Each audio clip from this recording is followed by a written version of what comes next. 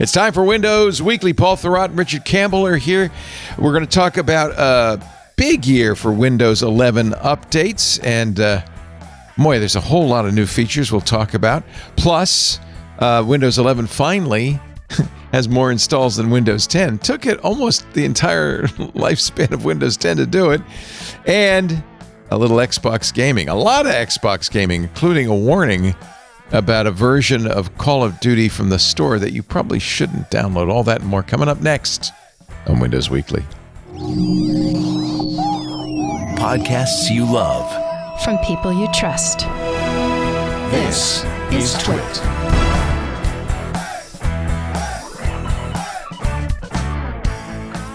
This is Windows Weekly with Paul Thurrott and Richard Campbell, episode 940, recorded on Wednesday, July 9th, 2025.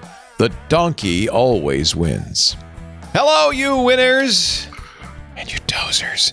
I didn't want to wake the dozers up. It's time for Windows Weekly. Mr. Paul Thurrott is in Der House. Actually, he's in his house in Mexico I'm in City. Der apartment. In Der Apartmento. Now I'm all screwed up again. What's going on with me? No, you look beautiful. What are you talking about? Good. Oh, I guess it's okay.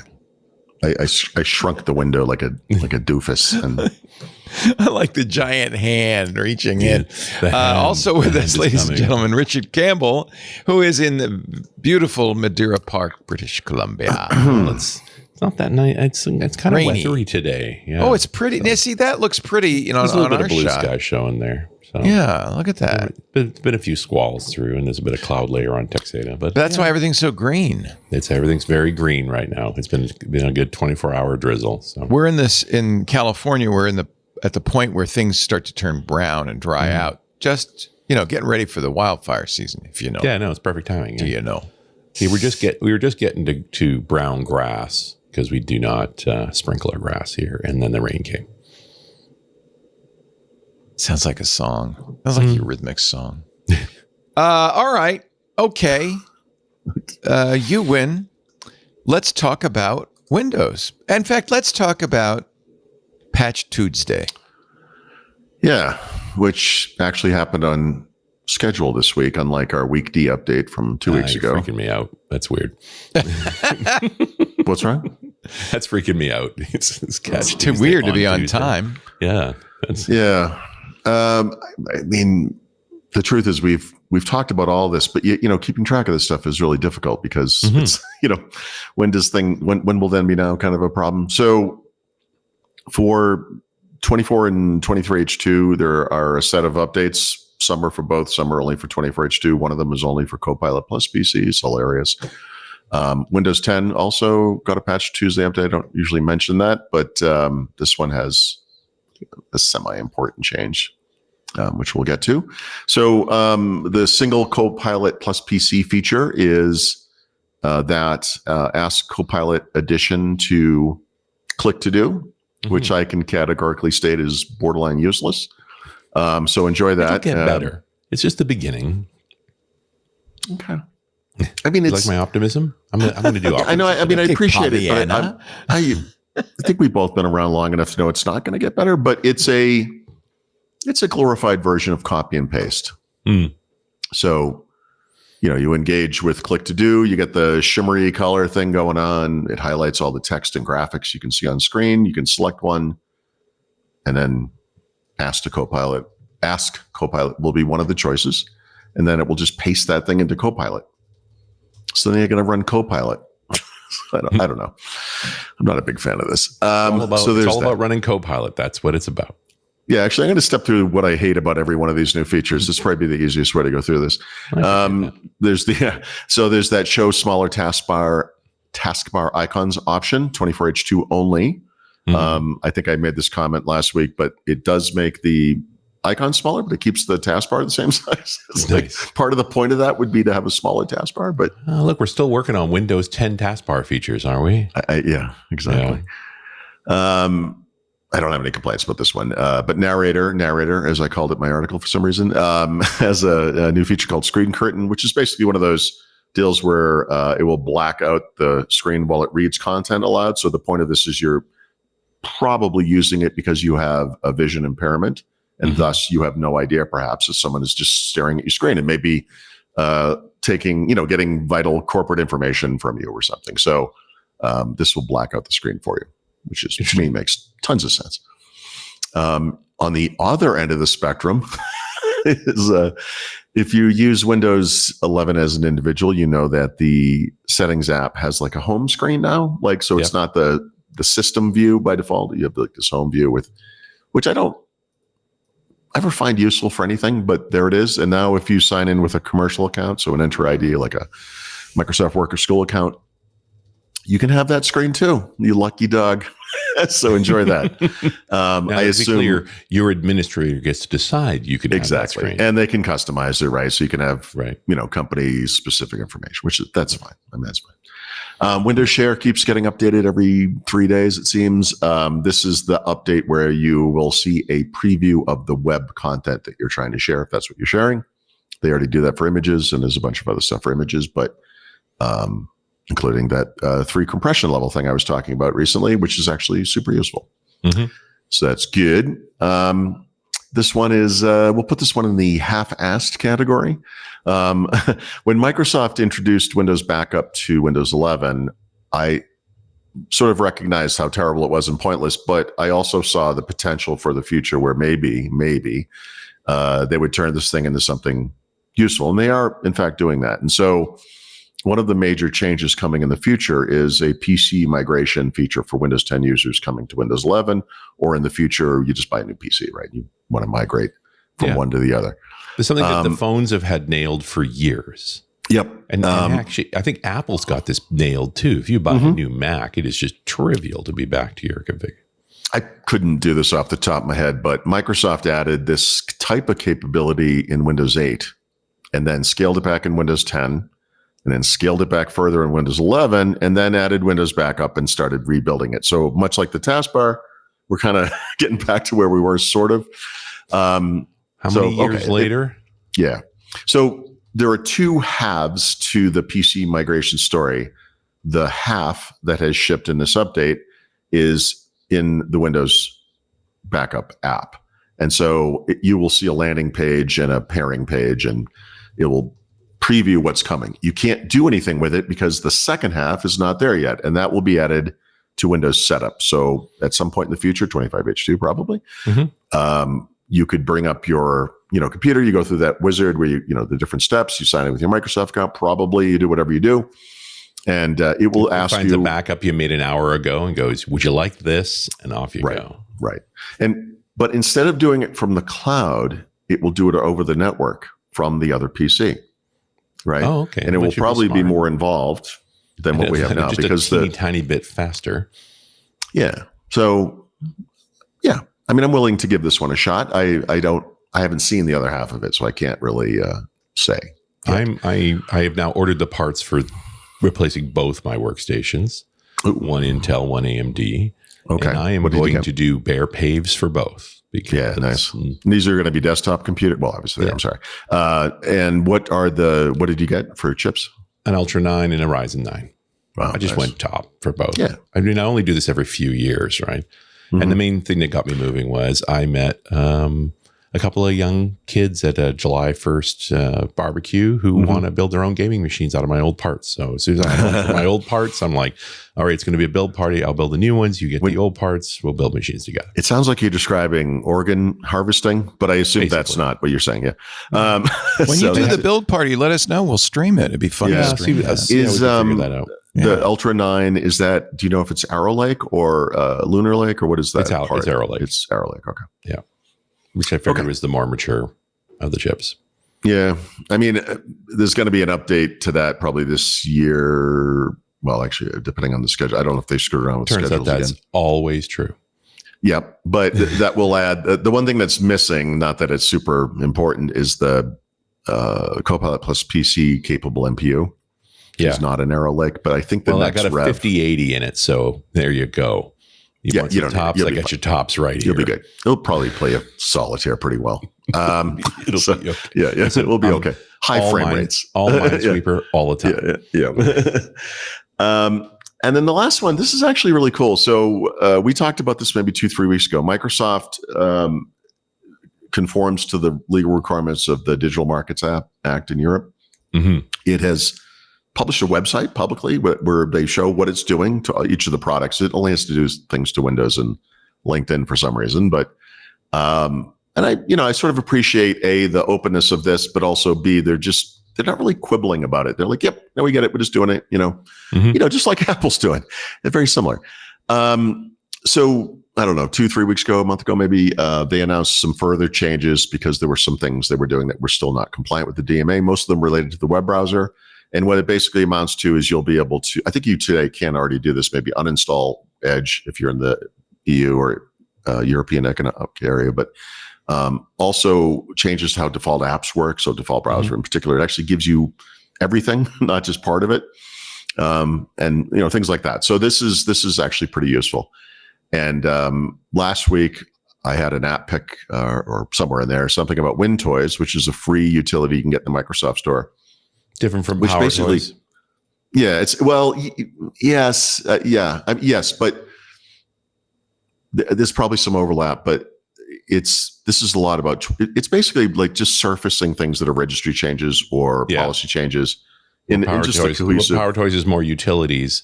Yeah. WinToys is just settings in Windows because we don't have enough setting screens in Windows. Can't. I mean, we do have a lot of setting screens, but we also don't have a setting for every setting, if that makes sense. Not every setting is promoted to a UI for some reason, probably purposely in many cases. So this, a lot of it's kind of superfluous, but there are some really neat things about WinToys, and one of them is you can just check a box and say, I want to be DMA compliant, and you reboot, and you can uninstall Edge, you can do all that stuff. So nice. It's actually kind of cool. I'm going to talk more about Edge. Sorry. It's also like a non-hostile way to do this. Although I guess Microsoft is saying, yes, we're going to be compliant, and then they're deciding what compliance looks like, and then making it very easy for users to say, okay, I'm now compliant, whether or not that's actually what the EU wants. But then when does the EU ever make it clear what they want? Right. Well, they'll complain if it's not what they want, but they won't tell you what they want. Yeah. Okay. I think I dated that girl once. So yeah, exactly. Tell me what you want, what you really, really want. Yeah, exactly. So this is a cool update. This is also going out to Windows 10. So if you're using Windows 10 in the EU, if you're using Windows 11, by the time October rolls around, and then for the next 3 years, you'll still be able to have that capability regardless of the OS. So I should have been a little clearer about some of these things. So the Windows share improvements, the PC migration bit, the EU changes for the DMA compliance are across 24, 23, H2, and Windows. Those two versions, and then the EU DMA compliance changes for Windows 10 as well. So across the board, and I would imagine Windows backup will also have to be updated for Windows 10 for it to support the otherwise PC migration. How do you migrate, right? Yep. There you go. So honestly, in terms of patch Tuesdays, there weren't going to be any more new versions of Windows. They told us that once. This is how I know you're actually like a part of the Microsoft community, because you never forget any promise that was made by any random individual from the company, and you just hold it over them for the rest of their lives. Random an individual, right? I'm pretty sure that was Gabe Auld. No, it was Jerry Nixon. And no offense to Jerry, but he's kind of a random. He's not a C-level decision maker. He's a good guy. I'm not dumping on him. I mean, but yeah, I sure. I mean, Mac OS, or what it was. Yeah, Mac OS 10 was the last version of Mac OS, right? But now that Apple's not doing it, neither are we. So that's how our world works. We are bitter people. That's going to come up later too. Actually, there's a lot of recurring themes here. Now that I think of it. So anyway, in terms of like Patch Tuesday updates, this has been a big year. Yeah, this is actually one of the smaller ones. It's so July. Nice. Catch your breath.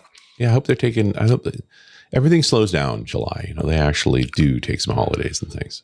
Yeah, I mean, I'm still amused. Like for example, this computer is 24H2. Obviously, it's not on like the Insider preview or anything. It's up to date. I do have preview updates installing, but Patch Tuesday just occurred, so that is the latest update. And it has that new start menu, right, with the grouping at the bottom where you can kind of looks like that Apple iPhone screen or whatever by default with the category view.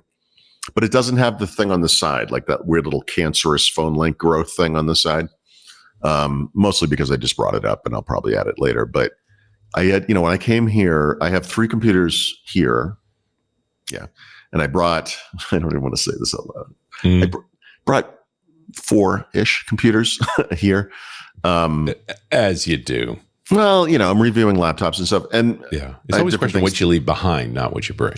Yeah. So the 3 that I left behind have been sitting here in a crate for 2 months. And it is kind of amazing to me. You can kind of rail against Microsoft for all the updates they're giving to Windows 11, which I do, and for good reason. The counterpoint to that would be, well, yeah, but they've really streamlined it. So we have cumulative updates now. We also have mostly only for businesses now, cumulative updates where only 4 times a year do you actually have to reboot after that, right? That's good, And yeah, good point. Let me tell you something. You leave a computer for a month or 2. Yeah. You're looking at 2 hours to update this thing. And those 4 machines, you got to pull them all out, power them all up, and then go for lunch. Yeah. Well, no, actually, so you can bring lunch there. You actually have to babysit them. Yeah. And this is part of the problem. So this is how I spend my time. So I'm ridiculous. But I lay them out of the bed. I finally know where the rage comes from. It all makes sense now. I have 4 screens. There's one I can work on, and then the other 3 I'm going to update. They have been sitting in a crate. Like I said, they're all x64 computers. So they're not going to be happy about being woken up. So they have their batteries have either completely or partially drained in that time, depending on the computer. When you plug in typically, like with the laptop I'm using now, if you plug in power to it, there'll be a little light on the side that goes orange to indicate that it's charging. Right. These computers, the light goes white. Yeah. And white is a bad color. White means we're not ready. Sad. And we are not turning on. So even though you are powering the device, you have to wait.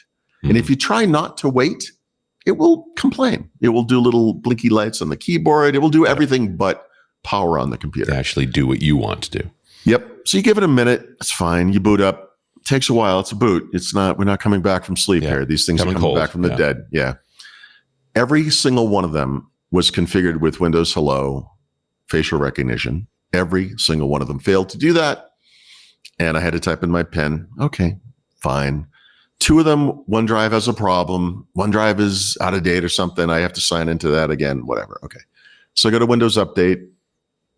2 of the 3, there were so many updates that went off the bottom of the page, like past the bottom of the screen, right? Because there's a lot of driver updates too, right? Yeah. And firmware updates and all that kind of stuff. And look, if you do this all the time like I do, you have to, from Windows Update, go into I think it's advanced settings, optional updates. And optional updates are also driver updates and firmware updates and some other things, but those are the typical updates you see in there. And do you uncheck all the software related stuff and let the hardware run first? No, you know what? I just let it figure it out. Yeah, it's okay. You can do this. You'll reboot and do things. I don't care. So I check all those. One of the laptops, there was only 1 update. The other 2 had 7 or 8. It's like seriously. And because these are Windows laptops, you'll see redundant recurrences of the same things in there too with drivers. I don't know why it does that. Whatever. All right. So they're all going. They're all downloading. The cumulative update, the most recent cumulative update takes forever. I have no idea why. But they all take a long time because they have all these other updates, right? And then the firmware ones, which of course they want to reboot and install that. And you have to look, it will do it while it's asleep. I don't have to have the screens on, but I leave this, I'm sitting there doing, like I'm moving the trackpads around. Like I want to keep them alive so I can see where they are. So I'm working on this other laptop, but I'm looking at these screens. That took an hour. It took an hour. And they reboot and turn, about the same time. They all do this offline thing. They're installing not just those offline parts of the cumulative updates, but also firmware updates. Every single one of them, or all 3 of them, had a firmware update. And then you go back and you do it again because you're not done. You're not done. There's more. So actually, in one case, there was no more in Windows Update, but the other ones, there was more. Got those done, whatever. But now you go to the store. Same thing. Go down to library, I think, or downloads, whatever it's called, and check for updates, and then it's like, takes a lot. It just sits there. It's like, it doesn't do anything. And then all of a sudden it's like, I didn't even know I had that many apps. That takes a long time. Takes a long time. Yeah. The store app itself has to restart because it's updating, right? So, all right, that takes whatever, half an hour, 40 minutes, whatever it takes. And then you're done, right? No, you're not done. The next thing you have to do is open the terminal window and with administrative privileges and use Winget to check for upgrades because there are more updates. And there are a lot more updates, man. There's like 9 to 12 more updates. And I always do that. It's like -- all -- silent because I don't want to I want it just to happen. I don't want to do UAC prompts and blah, blah, blah, whatever. I guess the point of this story is I go away for 2 months and it takes me about 2.5, maybe 2 hours and 45 minutes to just take computers that are just sitting there and make them usable again. You know what I mean? But this is Paul space. Only the Pauls have this issue. You know, I'm going to go on a limb and suggest a lot of people listening to this are nodding their heads and are like, yeah, no, I do exactly that same thing. It happens. They may not be gone for 2 months.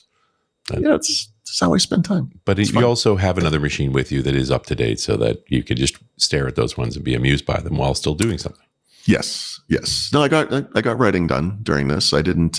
This wasn't what I did. It was what I, did on the side or whatever, however you want to describe that. But yeah. So I feel like this should be a little more seamless, but I don't know. I guess maybe it would be. I guess if you just left it alone, it would do it eventually. But I mean, you definitely have the seams cubed there, right? Like you're seeing a lot more seams than most. Yeah, but this also helps me see that thing that I described up front, which is that I updated these 3 machines. They all came back. They all eventually were updated. And I opened the start. I'm doing whatever I'm doing on each of them, but only one of them has the new start menu. Huh. Yeah. And then when you're done, turns out you're not done. Yeah. Like, I'm not going to look, there are ways to get everything immediately, Vive tool or whatever, but I'm not going to do that. But it just blows my mind, like how much this is and how little attention this gets that, they're so proud of all this technology and their ability to update this thing. They never asked why they should. Or whatever the phrase, Dude, you got to talk to sysadmins when they're like, well, I got 600 workstations to update. Oh, yep. God.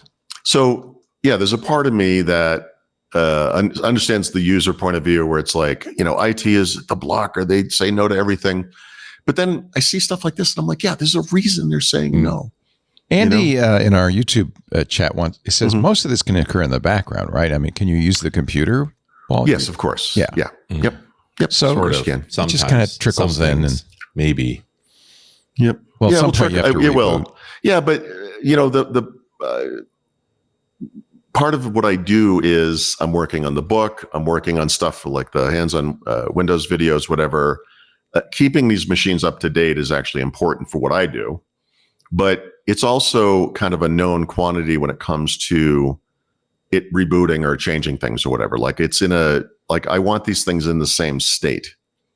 And the problem with Windows is that 2 Windows computers will never be in the same state, even if they are on the same version and updated equivalently, which is, I guess, half the point here, which is why when I, in the old days, I could write a book or an article and say, if you click this, this will happen.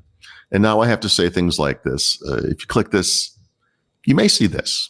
Or just put weasel words. Could happen, maybe not. Yeah, we'll see, someday. Is this because they're doing kind of A/B testing, or? Yeah, A/B testing. It sounds like it's some kind of a scientific or mathematical process, but what they're doing is controlled feature release, which is random, and see who hollers. Yeah, that's all it is. And there's no switch. You can't, as a power user, say, "Just give it to me now." All of it. Just give me what you said is in the update. Releases. I think you should get a T-shirt that says "Give it to me now" and see. That also sounds like a song. Give it to me. Yes. It is. It's an Offspring song. Anyway, here it is. Come and get it. I guess that long description was simply how I just trying to describe how I spent my Tuesday afternoon. I guess Well, it's good. We've got through the first line of the rundown, and I think that's pretty good for the first 20 minutes. Yeah. At this rate, we'll be here till tomorrow. It's not true. No. Let's take a little break, though, before we get to the rest of the Yes. Windows. Fine new features. Mm-hmm. All are coming your way on a big Windows update Eventually. someday. Maybe. Yeah. Maybe. Depending which group you're in. Yep. The weasel words are always good. You might have this. You might not. This could happen. This could happen. Is it blue? No, then you don't have it. Yeah. You know, like Yeah. They should it's like do that. You diagnosing should have yourself like with AI. Like a little a bug in black the spot lower on my right arm. hand part of the screen that shows you which A/B comparison you're in or something. You know, nobody at Microsoft wants you to know what particular Right. ring of hell What you're in. version? You're just, you know, You're in the seventh circle of hell, yeah, my friend. I knew it. It was Balls that in guy the with the third goat circle. bottom that tipped me off.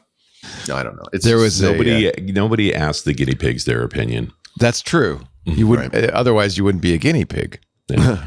right? right. Yeah. There was a funny meme I saw, it wasn't fair. I'll show you. It had Richard Stallman with his head, you know, the open source guy, buried in his hands. And it says, "The feels when you find out that the start menu in Windows 11 is literally a React Native application that causes a spike in CPU usage every time you press the start button." Yep. Except But that's not really true. There's a React Native component, apparently. Yeah. The recommendation thing, which every sensible person turns off. It's definitely way better performance to load a component like an out of what do you call it? An out of process, you know, extension or whatever. Like, yeah, no, that sounds great. That fired that thing up. You know, Sorry, we're waiting till Bing responds. Yeah, Hold on. it's like, why am I seeing that Mac beach ball in Windows? It's like, hold on, it's loading a web component. It'll be there in a moment. Yeah. All your files are right where you left them. Don't worry. Our show today, anyway, you're listening to Windows and Weekly, and we're so glad you're here with Paul Thurrott and Richard Campbell. Our show today brought to you by 1Password. I know you know the name. Over half of IT professionals say their biggest challenge in IT, securing SaaS apps.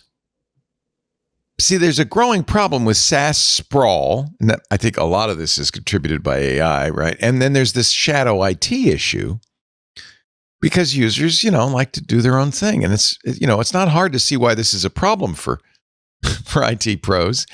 But there's some good news. Trellica, by 1Password, can discover and secure access to all your apps, whether they're managed or not. This is a new thing. It's really cool. Trellica, Trelica, by 1Password. It inventories every app in use at your company. Just goes out, looks at them all. And then pre-populated app profiles, which of course you can modify if you want, but they're ready to go. Assess the SaaS risks of each and every app, letting you manage access, optimize spend, enforce security best practices across every app your employees use, even the shadow IT apps. Yeah, with Trellica by 1Password, you can manage shadow IT, and there's some nice side effects. It makes it very easy to securely onboard and offboard employees, and of course, meet your compliance goals, which is probably job 2 after securing the SaaS apps. Trellica by 1Password provides a complete solution for SaaS access governance. And it's just one of the ways that extended access management helps teams strengthen compliance and security. 1Password's award-winning password manager. I know you know about that. It's trusted by millions of users, over 150,000 businesses from IBM to Slack. And now 1Password is securing more than just passwords with 1Password extended access management. And of course, 1Password is ISO 27001 certified. They have regular third-party audits and the industry's largest bug bounty. 1Password exceeds the standards set by various authorities. It's a leader in security. So take the first step to better security for your team by securing credentials and protecting every application, even unmanaged shadow IT. Learn more at 1password.com/Windows Weekly. That's 1password.com/Windows Weekly, all lowercase. We thank them so much for their support of the show. So let's talk about what, after all of this churning and burning, you have accomplished. I wish, I haven't posted this anywhere yet, so I can't show this to you, but you may recall 2 or 3 years ago, we were here in July, and we were awoken at 2:00 in the morning by what sounded like an invasion force. I remember marching down the this. street, The right? band, yeah, the parade, yeah. So I made a video of that, and then we had neighbors move in across the way, and those guys were here last July, and we were not. And I told him the story, and he texted us. You're not going to believe it. It's 3:00 in the morning. This exactly, and he had a video just like I did. And I'm like, yep. And Every so year. Yep. So this morning I woke up originally at like 3:30, but I held out until like, I don't know, 4:15. So That's the worst. You'll lie there staring at the ceiling, yep, going, it's the worst. So I finally I was like, screw it. I have so much stuff I gotta unpack and get ready, whatever. So I'm sitting here, and I heard what sounded like one of those kind of like Dukes of Hazzard style comical car horns. It was like, somewhere out in the world, and I'm like, yep. And I'm like, it's 4:00 in the freaking morning. Are you kidding me? But then I was like, wait a minute. I was like, that's the parade. It's coming. Here I ran out on my. Here it comes. I ran out my balcony, and I could hear it. It was gonna come down the street the way it had come before. I couldn't see it, but I just started recording on my phone, and I got the beginning of it. And as I'm recording it, my neighbor comes out all like a silhouette, because it's still like dark, awoken by this cacophony. Oh my God. And he's like standing there, and you can see he's regarding this with the same mix of confusion and yet familiarity. And then he turns around, and I'm like, good morning. He's like, what's going on? And I'm like, welcome to Mexico. Every year, I guess they do this. I guess it gets a little later every year, but yeah, it's the new cadets marching down the street. It's clearly, yes, it is some kind of cadet thing. And it's the supposition before it was police related, and that it could be police cadets or something. Yeah. It looks like a military kind of a parade, but it's like a graduation. same thing again. Like it's stretched from either end of the horizon, you know. My wife, of course, was woken up by this, and I'm like, I'm so sorry. I knew there was nothing I could do to prevent her from hearing. Like, there's no amount of things to close. Like, she was going to hear it. It's like the loudest. I'll put the video up later, but it was insane. And the trumpets always sound like they're a little bit cracked, like a little just flat. Like a little, everything here is a little out of tune. Like, they have those organ grinder guys. Yeah. These were a gift from Germany in the 1930s or something. Oh, I didn't know that. Oh, that's interesting. They've never been tuned ever since I got them. So I'm not joking. No one knows how to fix these things. 100 years old. And then they're like, could you give me some money? We're like, yeah, fix the friggin' organ. You're like, I think it's charming myself, but you do, I could see in the middle of the night, it might when not they're out be. in front of my apartment, I can tell you they're not charming. Yeah. But yeah, it's the worst. Anyway, I love this place. And I have no idea what we're talking about. Okay, so just that I'm exhausted. Yeah, so what did I accomplish was the question, and the answer is literally nothing. But but the computers are up to date. So I do move between them and work on them, and I'll be using them for book and article stuff. So nice. And then, it's important for me to know which one of them has the new start menu, actually, because that's something I need, for pictures and whatever. So I only have that on, I think if I have 7 or 8, I bet that might be the only one that has that start menu right now. It's crazy. It's certainly the only one of those 3. Okay. Apparently me owning a lot of computers has helped Windows 11, because one thing changed this past month was pretty important, which is that usage of Windows 11, according to StatCounter, surpassed that of Windows 10 for the first time. So we're number one. I guess I'll do it for your direction. Windows 10 usage, right? It's going like this. Windows 11 usage is going like this. And I finally did the little cross thing there. So I would say uptick or whatever growth, I guess, in Windows 11 usage has actually gone pretty steadily this year. Like, it's gone up a lot. Where before it was kind of like, not really. And then this year, suddenly it's finally happening. I'm probably more cynical than most, but I can be surprised by some people. And someone somewhere in some social media thing was like, well, that only happened because Windows 10 end of life, and it's like, yeah, every version of Windows, it's end of life. Like, at some point, you have to just admit they're shipping 300 million computers with this thing on it every year, or whatever the number is. And it's going to be used by people. So, but okay. Yeah. So whatever the number is, it's still hundreds of millions, and it's going to happen eventually. So I don't think this is a 100 million here, 100 million there. It adds up. Yeah. Yeah. after a I while. know that there are still people that like Windows 10 or even prefer it or whatever. To me, it looks so antiquated. Right in front. Really? of me It right looks now. antiquated? Wow. Right in front of me right now. It's that square, flat Windows Phone style UI that I just don't think has aged well. Just I don't know. making me feel like I'm clinging to the past. I get it. No, you are, but it's no. In a way, we all are, right? I mean, that's kind of. I mean, we all are, right? I mean, to some degree, in some area. I mean, it's fine. I mean, for me, I don't know. I actually, and maybe I'm rare. I don't know, but I do like Windows 11. I do prefer it to Windows 10, but Okay. I don't know. Nobody's perfect, Richard, is my point.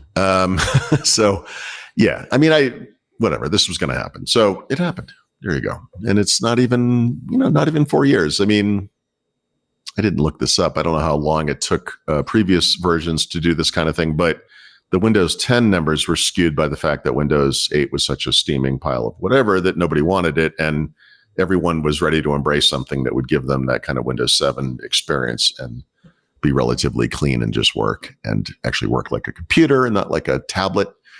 So, that one, I bet the uptick on that one was very fast, but that's an outlier. So This is something that's, I think, fairly confined fairly uniquely to Microsoft, right? I mean, Apple, almost everybody gets the new operating system. Chrome, is forced. This is a problem with Android too, right? Like, so that's true. Android, part of the Android, and it's just because of the way it's distributed. The device makers don't like to think about a thing they sold last year or 2 years ago. They don't, they just want to move on to the next one. And like to them, it's like you get this thing, maybe you get a version upgrade, but you get the feature or what do you call it? Security updates, obviously app updates, but like that's what goes with that. Don't worry about it. That kind of mentality.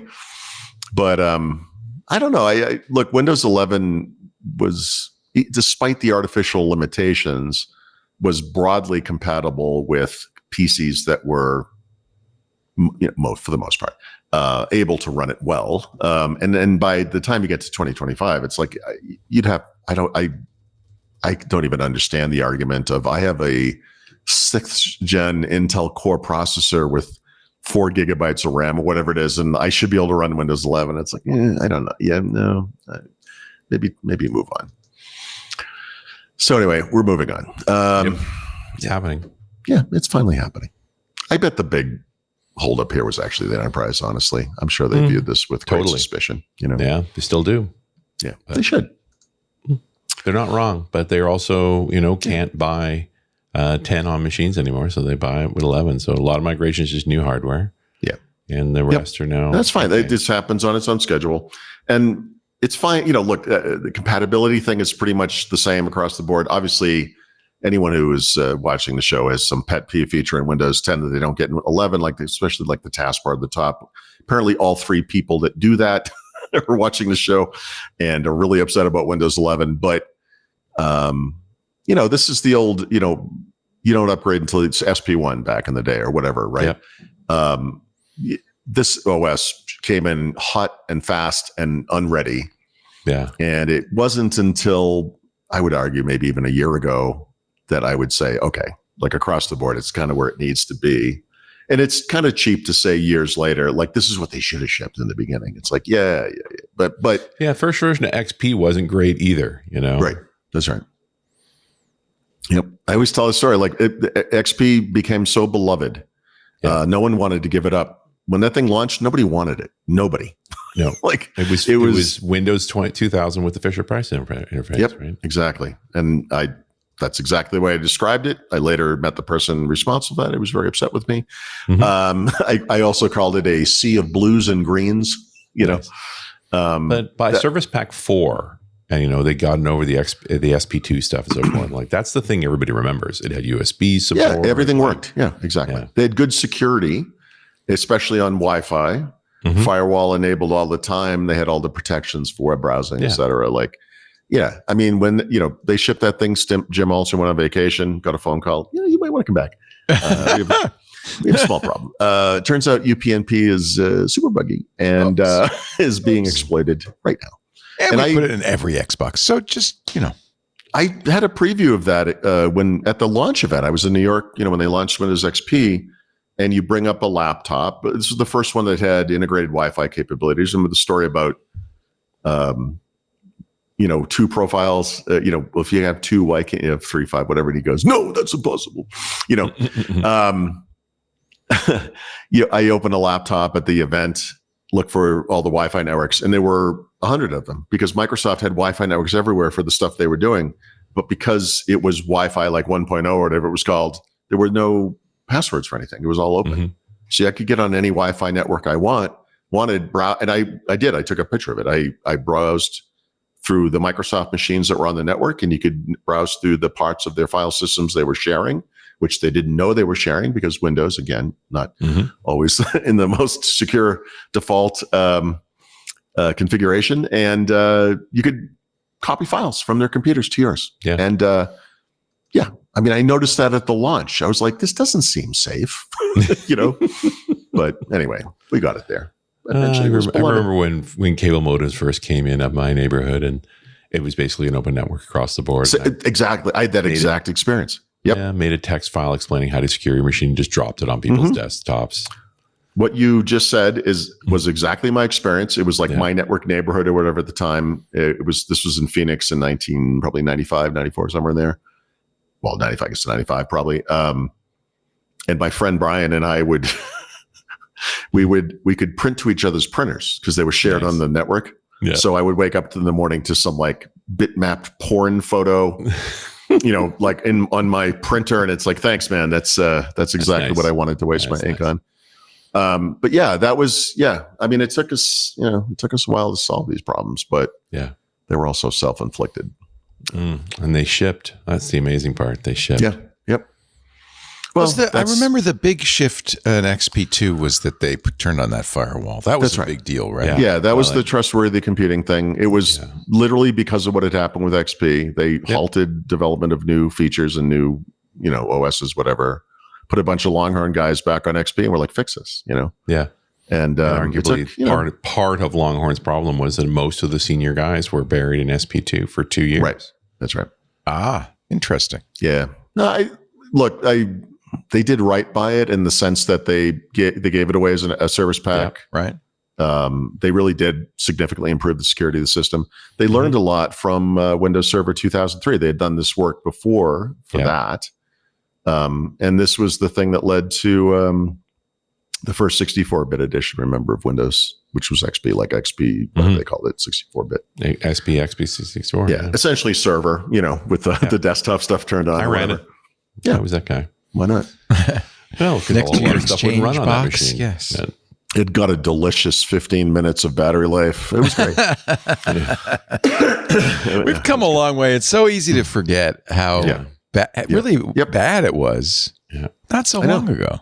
Yeah. I know. And it's so easy to be kind of cynical about it, but it's like, I think we actively try to block it out a little bit, Well, Windows used to blue screen all the time. I mean, you don't get many blue screen. Hardly. I haven't seen a blue screen in ages. Blue screens these days are hardware failures. Right. Almost, universally. I mean, 100%. The greatest, we sometimes reference that Delphi book, but when I was doing Delphi stuff in the mid 90s or whenever that was, the greatest thing I ever did was get NT4 going because the apps I would write could easily blue screen whatever 9X I was running at the time. I could not crash NT with that thing. And that was like, okay, and you really tried. Oh yeah. I was like, this is good. This is good. Yeah. That was a big step. That was a big part of it, obviously. Well, it's simple. They had memory protection all of a sudden. You couldn't access Ring 0. You had to work in the user space, right? Ask CrowdSpace about accessing Ring 0. But for the most part. I couldn't. Yeah.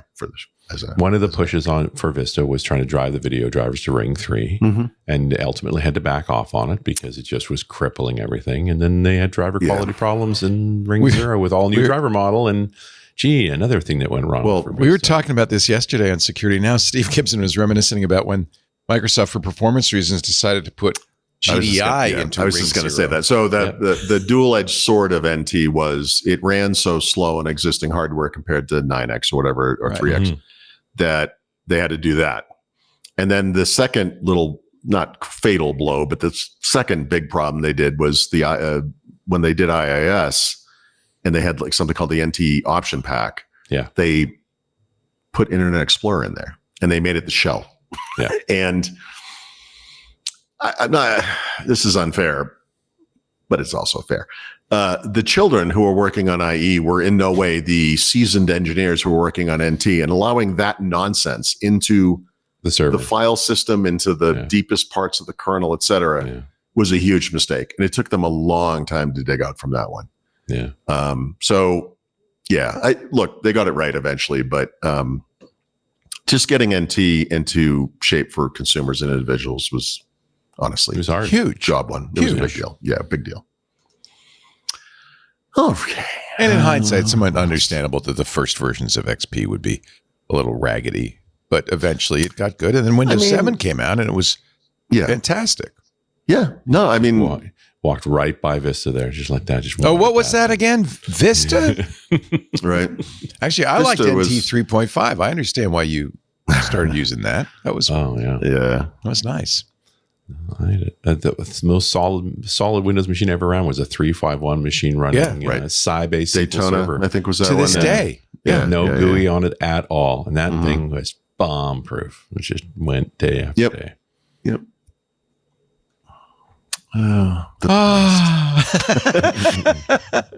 Nostalgia. But now we have a one start menu on one computer, and we have others nonsense on this other. Trying to drum up excitement here, but it's like, well, in a way, it makes sense. It's all now about the presentation layer, right? That's where all the stuff's changing.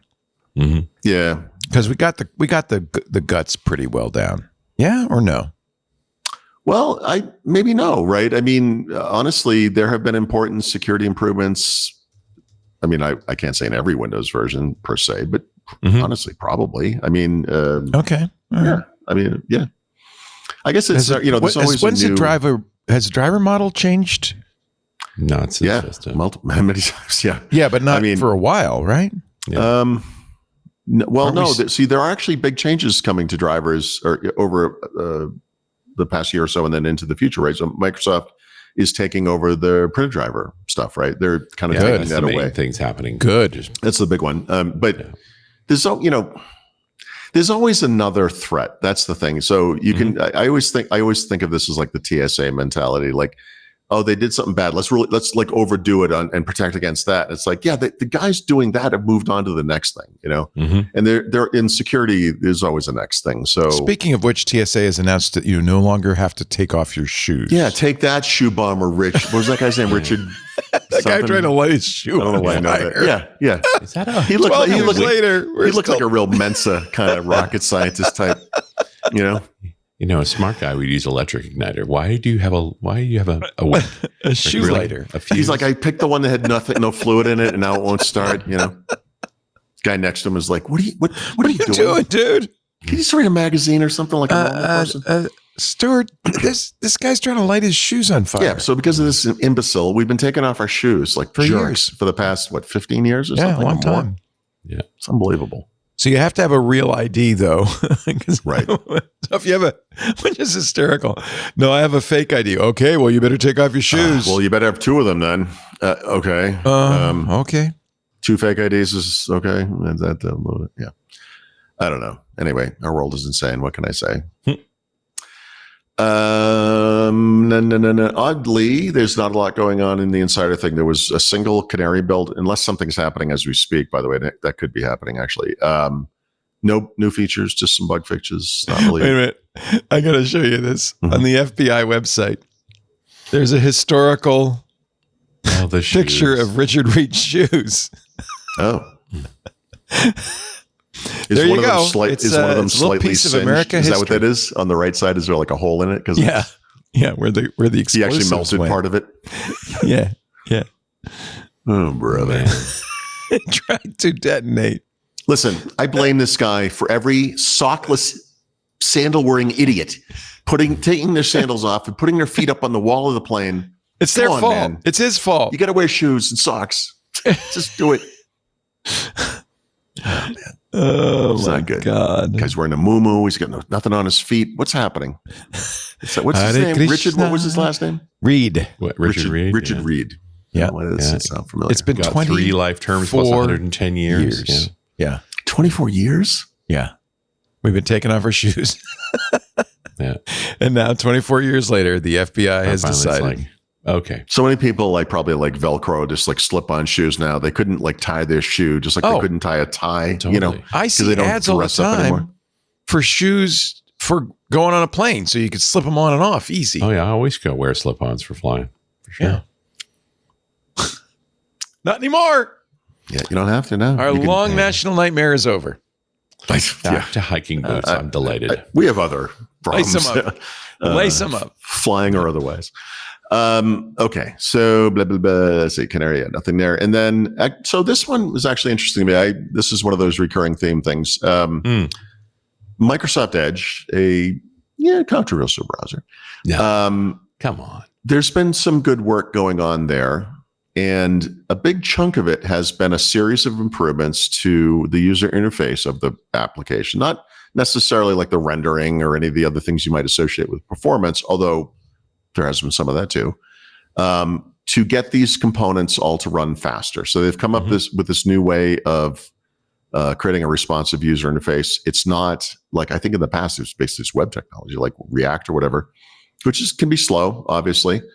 And every 3-4 months, they come up with a little update. And right now what they're saying is that they've reduced load times by an average of 40% across 13 browser features. It's something you can see if you click on a UI element and it just kind of pops on. Like it's real. Like it's actually pretty good. And that kind of an improvement is really huge for users, because even if you don't explicitly acknowledge it, it's happening, and you do know it's happening, and it feels fast, right? It's good, like it's real. And apparently there's a way to measure this. This is unbelievable, but it's called first contentful paint. Meaning you bring up the browser, it's going to draw whatever the thing is in the tab that's open.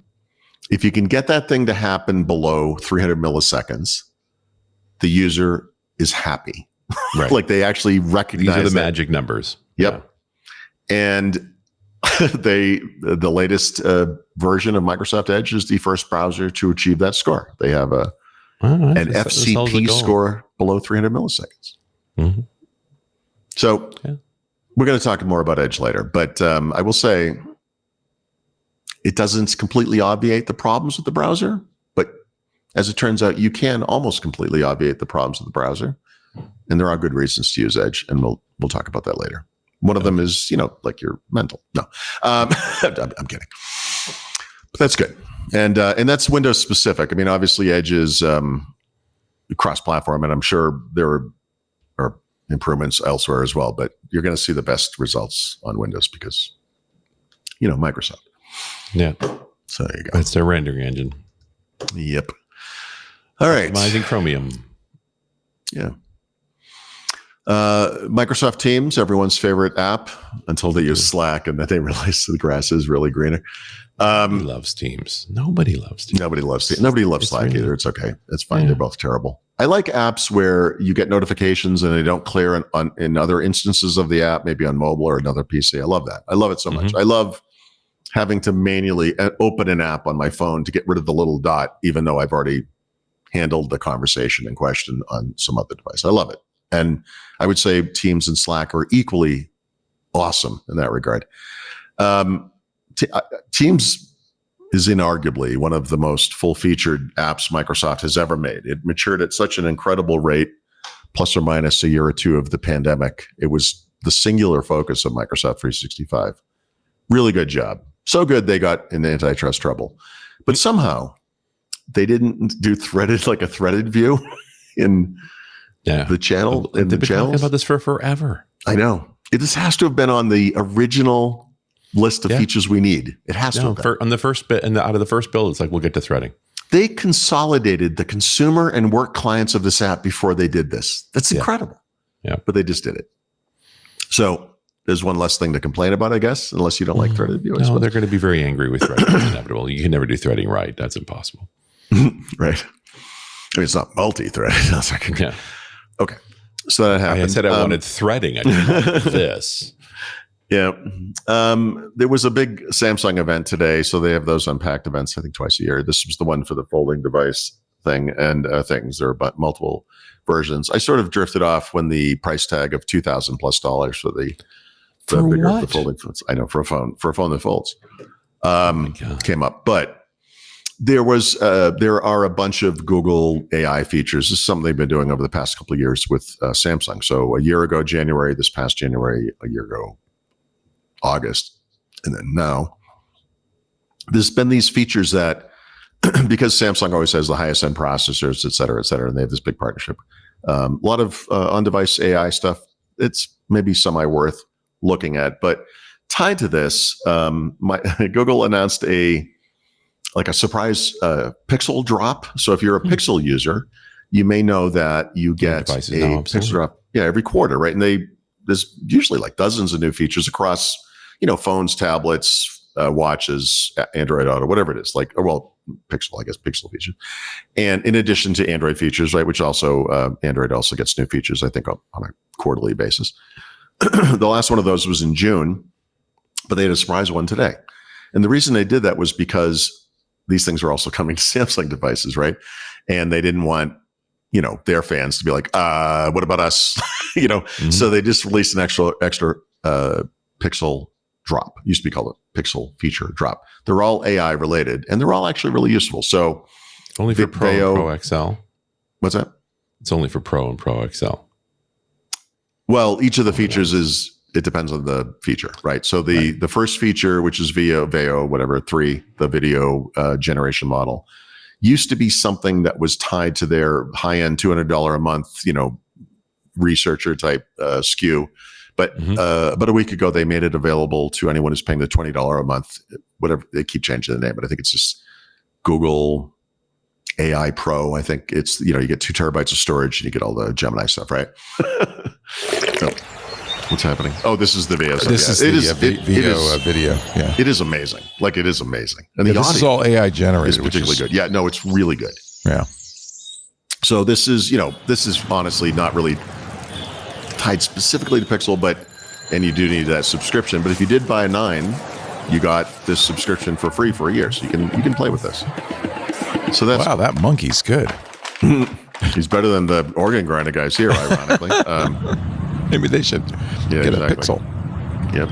I love they put Gemini into every where they can. Yeah. It is really good. This is now in India announcement, huh?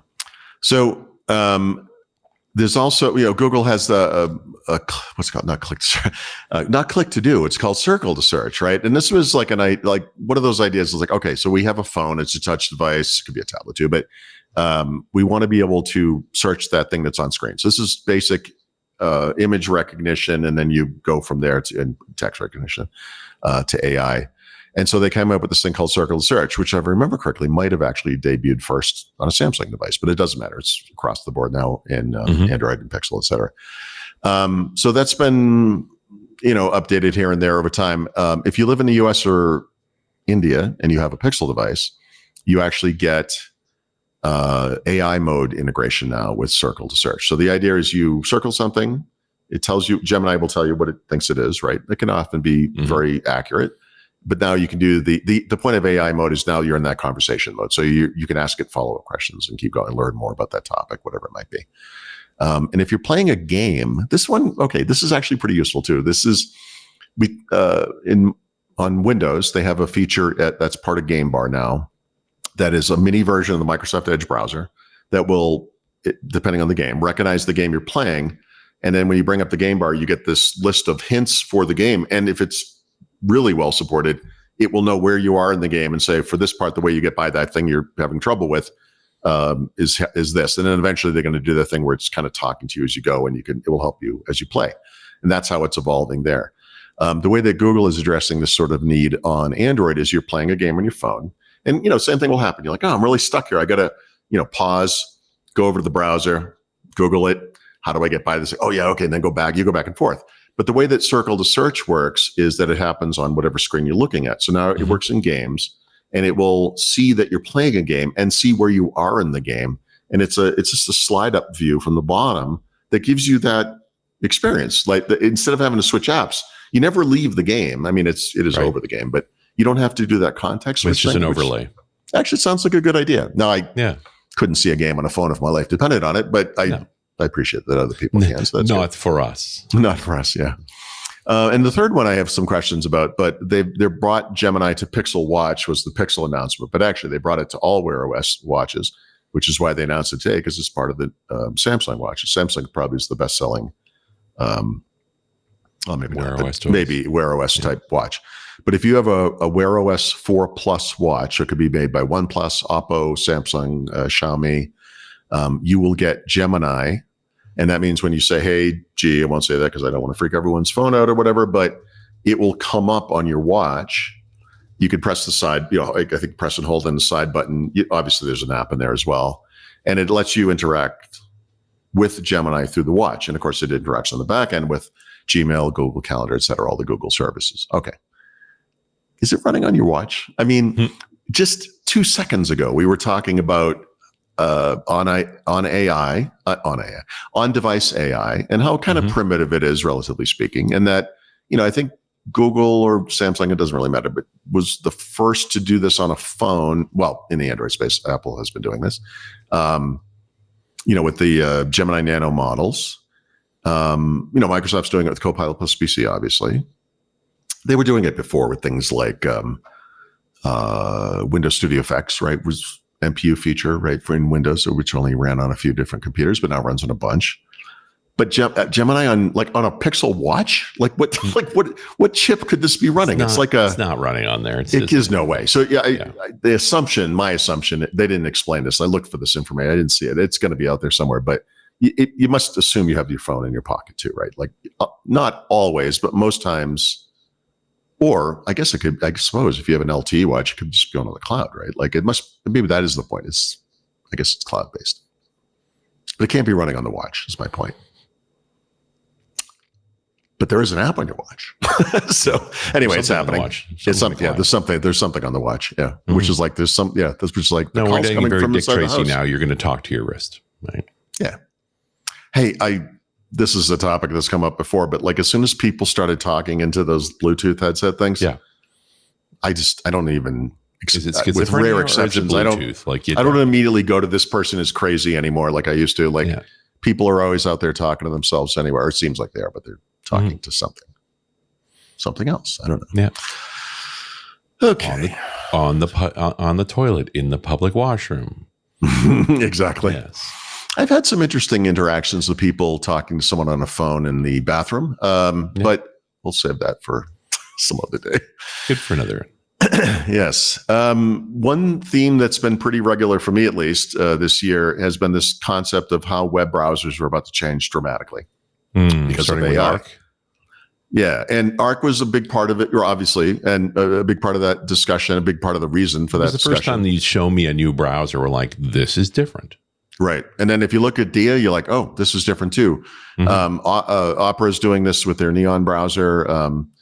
Google, Microsoft are taking more of a kind of a conservative approach, but we're going to, AI is going to be everywhere. I mean, we all know this, but it's going to fundamentally change the way we use these products. I mean, browsers are, I think, inarguably the most important app that we use, regardless of the device. I mean, it's a lot of people can do everything in the browser, really, which was the inspiration for the Arc stuff.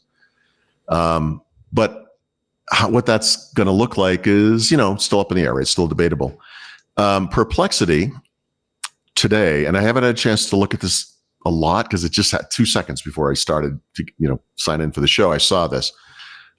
You can now try their browser called Comet. This is an AI browser. Well, you can if you're a $200 a month Perplexity. Okay, sorry. Okay, that's like I said. I have not. You missed that little detail. Okay, I will do it as soon as they give it to the regular. Yes. I subscribe. Which they'll do over time, right? Yeah. I got you. Okay, so all of these AI chatbot models, whatever, have this $200 a month tier now for some reason. I guess it's like expensive. People will spend that, and people will pay. We'll do it too. Yeah. This could be very interesting for a lot of reasons, but if you look at the little video they made, it looks a lot like the things that the browser company, which makes Arc and Dia and Opera and others have been talking about, which is it's a little hokey at first because it's kind of working with the UI as it is today, but you're basically seeing it run the websites to do the thing you want it to do, and then coming back with whatever it is you asked for, right? And so that could be like filling out forms and like searching for different things or looking for the best price on a thing or whatever it might be, but it's doing it in the like in the window or whatever, and then it's over on the side. It's like, okay, here you go. And it's almost like a reasoning model, the way it will kind of sit there and churn text, but it's doing it with the content in the browser across services that it does not own or control. And like I said, I think this is going to change things a lot. Some of it will be that Copilot experience, which is such a great, side-by-side experience where maybe there's a long video and you just want to be like, okay, what's the point? Or what are the 10 most important points from this that he makes in this, demonstration or whatever? And okay, fine. But a lot of it is this kind of, I guess we call it agentic capability where it goes out and does these things for you. And I think I said this maybe a week or two ago, but browser, the very name, browsing, literally browsing, we were just nostalgic for whatever NTXP, whatever it was. And GeoCities and all the things that were common back then, you would browse through the limited selection of websites and you would literally browse. You would read and whatever. And I think we've all lost our attention spans, but AI is also teaching us not to do any work at all. And now you could just be like, look, I don't have time for this 6,000 word Thurrott article. Just tell, what is he saying? And it's like, as it turns out, you can condense it down to a single sentence. What a jerk. Here's the, right? I got your rage right here. Yeah.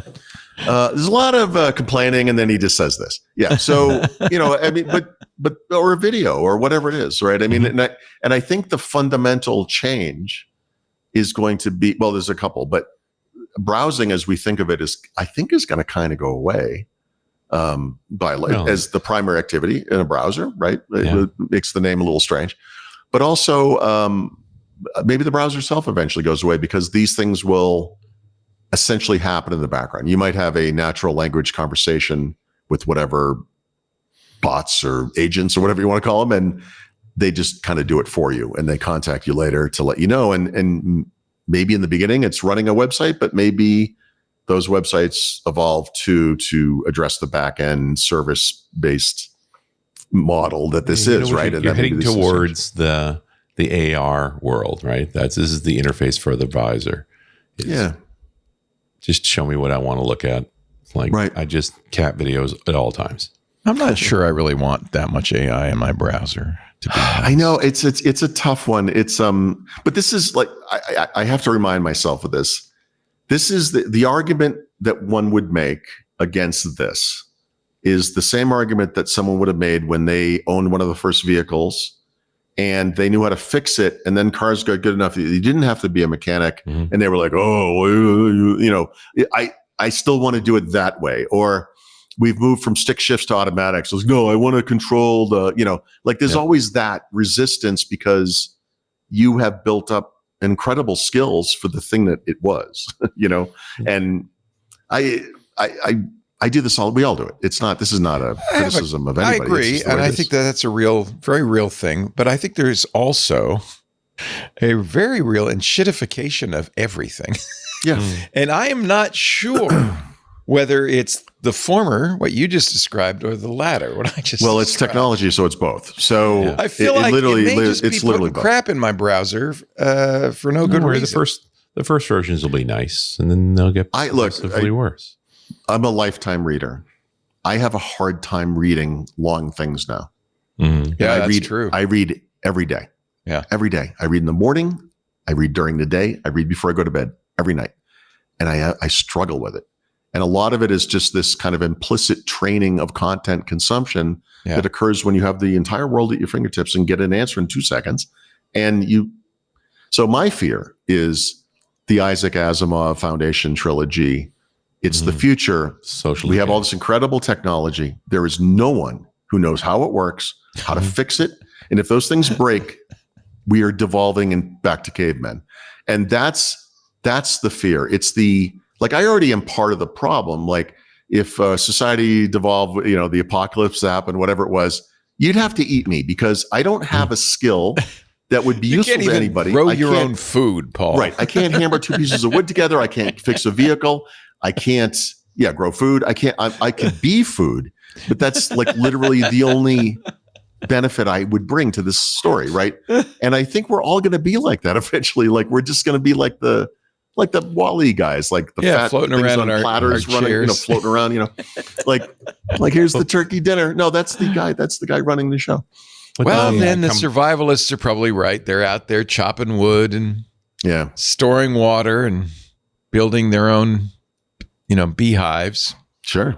I mean, I don't have an answer. I think like everyone, I have worries and I have, I don't want biases. I don't know what to call them. There's habits, the way I do things, whatever, it gets in the way. But I do look at things like this and I think, okay, this is pretty good.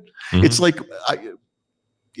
why wouldn't you want to use something that could give you the best price on a flight or, or whatever? Like you could talk if it really yourself does into that. If it's not influenced by the airlines, they just nominated the CEO of an airline to be the chief of the FAA. Conflict of interest much? No. Well, that's this like is the problem. And that's I think the thing we talked about, locking the keys in the vault. Yeah. And the thing we're worried about with AI is it is so expensive. It's inevitable that these results are going to start to be advertising driven. Yeah. And then they will counter really to the FAA argument is you need an expert in that role, and somebody who's run an airline is an expert. The question is, where are the conflicts of interest? I'm listening to a wonderful book that I highly recommend. Robert Caro, the guy who wrote The Power Broker and is writing the multi-volume history of LBJ, wrote a short book about his working style, his working habits, And one of the things he told about, one of the very first experiences he had as an investigative reporter, he was like an intern working the city desk on the weekend and nobody was there.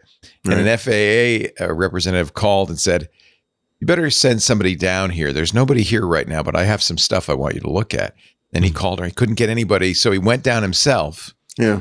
And he went through all the papers and he realized that the FAA was lobbying to take a large parcel of property in Long Island and make it an airport, not use it for what the locals wanted to do, which was to expand public education and to build a campus for the state, for the local university.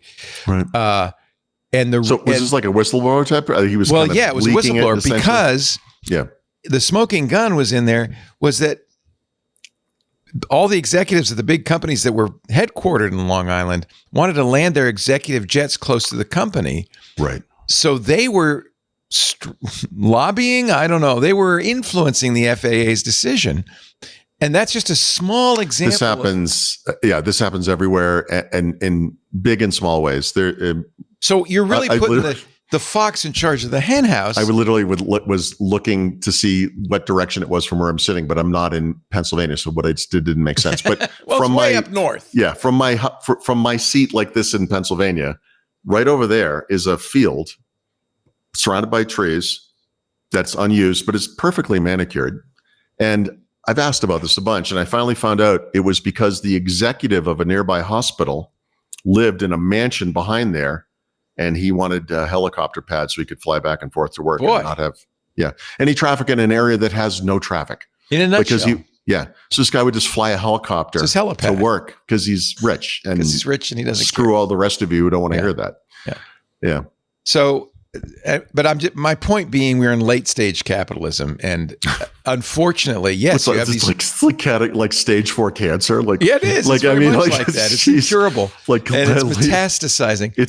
But it's why you can have these great technological innovations, right? But they get shitified very quickly. But this is a genuine concern now in AI. Is that soon the results will be tainted by ad results, right? It is a fact that AI is evolving at a rate that we've never seen with technology. Amazing. So it is reasonable to assume that the enshittification of AI will also occur at a rate you built it off data on the internet, and the internet was built off the back of ads. So it's already in there. That by itself, at least it would be an equal opportunity offender. But then they stumbled into that, right? It wasn't like someone had a plan. This is how we're going to monetize the internet. The CEO of Perplexity said exactly that. No, I mean with the internet. Like, in other words, I that see. happened, Yeah. and then we're here. Right. And now he's like, yeah, that's what we're going to do again. I just think that the influence of money and greed is pervasive at this point. Yeah. And it's Well, very, and these AI you can have great companies realize- technological innovations, but they get tainted very quickly by greed. Well, and trying to make right now, none of those companies are making money. Right. Right. Like they're on a burn rate here that's going to take them out if they don't find their way. Yeah, it might not be greed, it might just be survival, right? Yeah. Well, I and the really two feel go like- pretty hand in hand too. Like this has triggered some insanity, though, right? I mean, Well, look at the Grok. the world's biggest companies are What happened to throwing Grok away this week? tens of billions of dollars a quarter to build infrastructure. Yeah. Like, what are you doing? Like, well, what? because they believe this is a disrupting moment. And Yeah, there's so an upside. They want to be in front of it. Yeah, there's the same Well, reason but that they this is funded wag the- Uber for a the decade without any wag the profit. dog stuff, right? They're making it a disruptive moment, Right. because Yeah, now no, they're it's laying everybody self-fulfilling. off. You know, yeah. Well, some people, but not all of them. We only get so many chances to build a sovereign app, like the first app that people touch.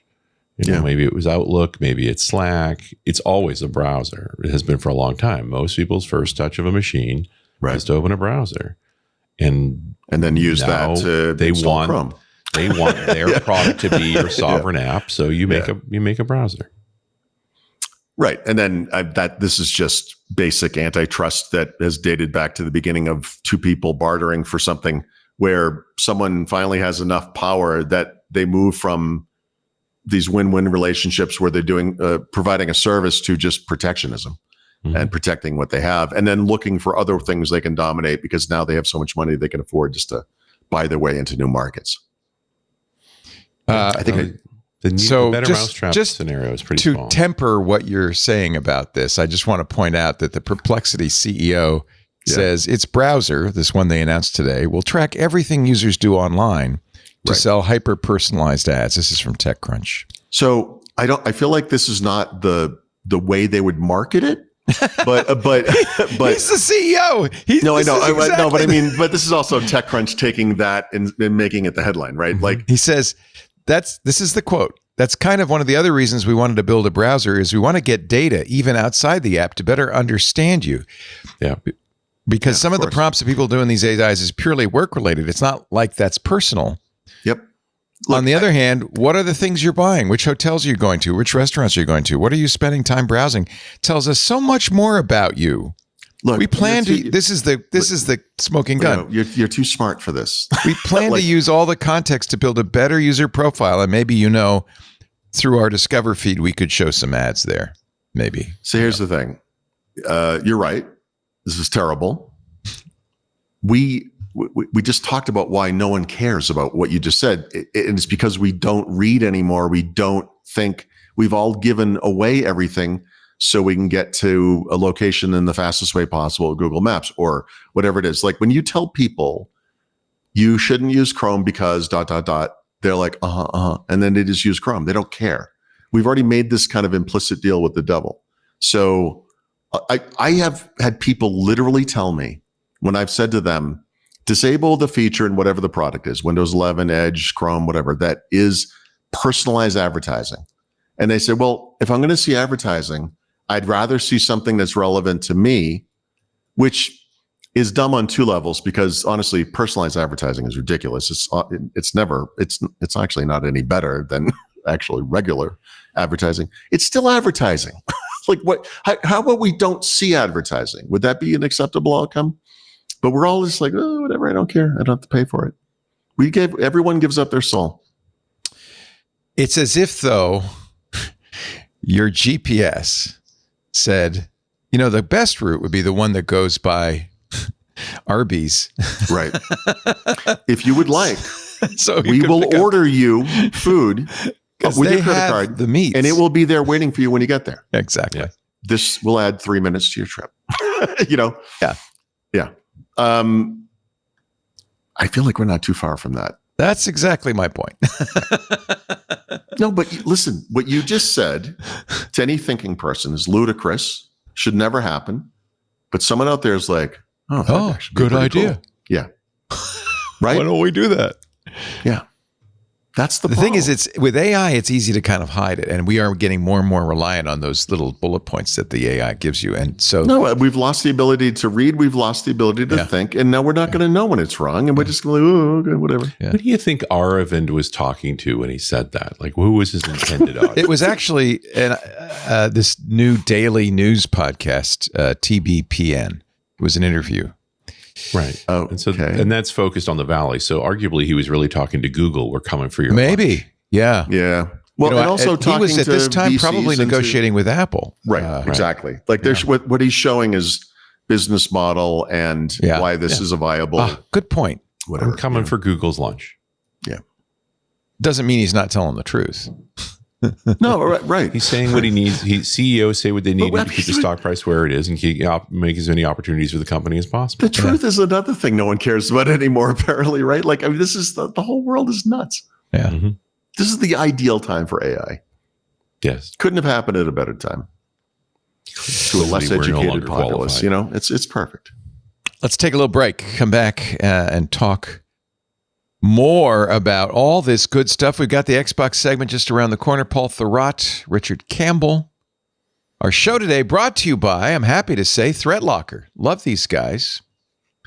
They do zero trust right. Now, why would you want to look at something like ThreatLocker? Well, I don't need to tell you, ransomware is burning a fire through businesses worldwide. Phishing emails, infected downloads, even RDP exploits. Is there somehow, some way you could stop this? I don't want to be the next victim, you say. Well, ThreatLocker's Zero Trust platform is the answer. It takes and this is the key, proactive, deny by default approach. We're not talking like an antivirus where it's looking for virus signatures. No, it just says, unless you have explicitly authorized this person using this app, we're blocking it. ThreatLocker's platform takes a proactive deny by default approach that blocks every unauthorized action, which means it protects you from both known and completely unknown zero-day threats. And 0 days are the real threat nowadays. The ThreatLocker is really important for companies that are mission critical, that can't afford to be hit by ransomware. I would submit that's everybody, but global enterprises like JetBlue, they use ThreatLocker. Infrastructures like the Port of Vancouver, they use ThreatLocker because ThreatLocker shields them from zero-day exploits and supply chain attacks, and, by the way, providing complete audit trails for compliance, but also to know what's happening. Who was using that app at that time? ThreatLocker's innovative ring fencing technology, that's what they call it, isolates critical applications from weaponization. It literally stops ransomware cold. It also, and this is really important too, limits lateral movement within your network. People just can't wander in and wander around. ThreatLocker works in every industry. It supports Mac environments. It provides 24/7 US-based support. And it enables comprehensive visibility and control. Just ask Mark Tolson. Speaking of infrastructure, he's the IT director for the city of Champaign, Illinois. And you know that city governments are one of the prime targets of ransomware these days. So Mark's on the front line. He says, and this is a direct quote, ThreatLocker provides that extra key to block anomalies that nothing else can do. If bad actors got in and tried to execute something, I take comfort knowing ThreatLocker will stop that. Stop worrying about cyber threats. Get unprecedented protection quickly, easily, and cost-effectively with ThreatLocker. Visit threatlocker.com/twit to get a free 30-day trial and learn more about how ThreatLocker can help mitigate unknown threats and ensure compliance. That's threatlocker.com/twit. We thank him so much for supporting Windows Weekly with Paul Thurrott and Richard Campbell. That's all right. This is time to cheer up because there's no enshittification happening in gaming. Gaming's going very well. Maybe we should just go right to the back of the book. No, you want the whiskey too soon. You have to earn your whiskey. Now, look, guys, come on. It's been a tough year. I get it. But honestly, I don't think it's as bad as it seems. But we'll get to that. So we talked about the layoffs. Famous last week. last words, Paul. Yeah. I said the same thing on the Titanic. That worked out okay. It's not as bad as it seems. I mean, we just scraped the thing. What could happen? It's just a little hole. Just a little hole. Yeah, I'm trying to be cognizant of the past here, but but I'm also trying to look at this like clear-headedly, in a clear-headed fashion or whatever. So there's still questions about the layoffs. I mean, frankly, there's been some contention over how many of them are gaming industry related, et cetera. I think one of the most compelling things I've seen is descriptions of studios / games that were canceled or, gotten rid of or whatever, where these guys had never delivered on what they were supposed to deliver and were given more time to reach some quality bar and give them more time and give them more money. And never did it. Schedule in game development. And it's like you're saying it's Duke Nukem 3D all over. Nothing again. Is Duke Nukem 3D. Well, actually, I'm not even sure I'm not sure that's an extreme example anymore, but it was at the time. Isn't that funny? It absolutely was at the time. Yeah. And listen, it completely Half-Life 2 Part 3 exceeded all our expectations when it arrived, so it was fine. Game was terrible. So look, there are going to be exceptions to what I just said. I could be completely wrong, more generally, but so far what I've seen is a lot of this stuff was, there's a kind of a shift that occurs at Xbox when Phil Spencer comes in. They've screwed up with Xbox One. They were trying to turn it into more of a general entertainment kind of a device. And they kind of just lost the thread a little bit. And looking at the market as it was, looking at their position versus Sony especially, but also Nintendo, what do we do? And so things have obviously changed. But, Phil Spencer's been involved in some of the more difficult decisions. Like they wanted Halo Infinite to ship at a certain point so it could be part of the new console generation. That thing was a steaming pile of garbage. And they had to be like, no, like, you're gonna take more time. And then there are examples of the opposite, like that. What was it called? Red no,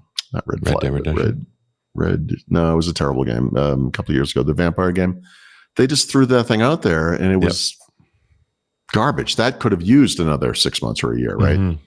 I think a lot of the work that Xbox has been doing over the past decade has been looking at what the other companies in the market, Nintendo and Sony, Redfall, thank you, Kevin, were successful with. And what are we doing wrong? And what they were doing wrong was they didn't have enough first-party games, right? This is the big thing Sony and Nintendo have. They have these franchises and they do really well. And they pretty much keep them on their own platforms, So they bought studios, and they bought a lot of studios, and then they bought really big studios, and now they're kind of the biggest game studio in the world, right? And they wanted quantity and quality, and I think they might have given too many of these small teams that are spread out all over the place. And God, like just Activision Blizzard by itself is like this nightmare of whatever studios everywhere. Who knows what these people are doing, but they. Even before that, though, within Microsoft, there's so many of these things. I just think it's too much of it, Yep. And I think this is them. It's bad timing, and it's not maybe handled well. They're not being very transparent about it. But I think there's just a lot of, like, you've been working on this for 3 years. You were going to be a launch game, and now we're going on to the next gen. What are you doing?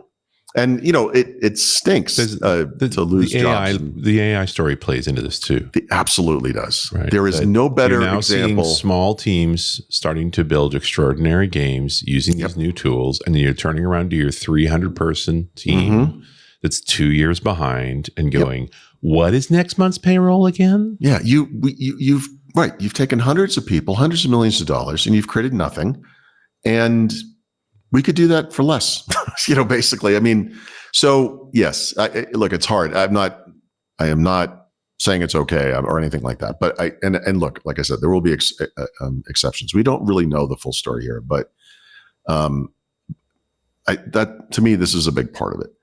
So there were a lot of just a couple of quick things that came out of this from last week. I don't think we discussed last week. There was a guy who was a big Call of Duty leaker who just said full stop. Phil Spencer will retire as soon as they ship the next Xbox.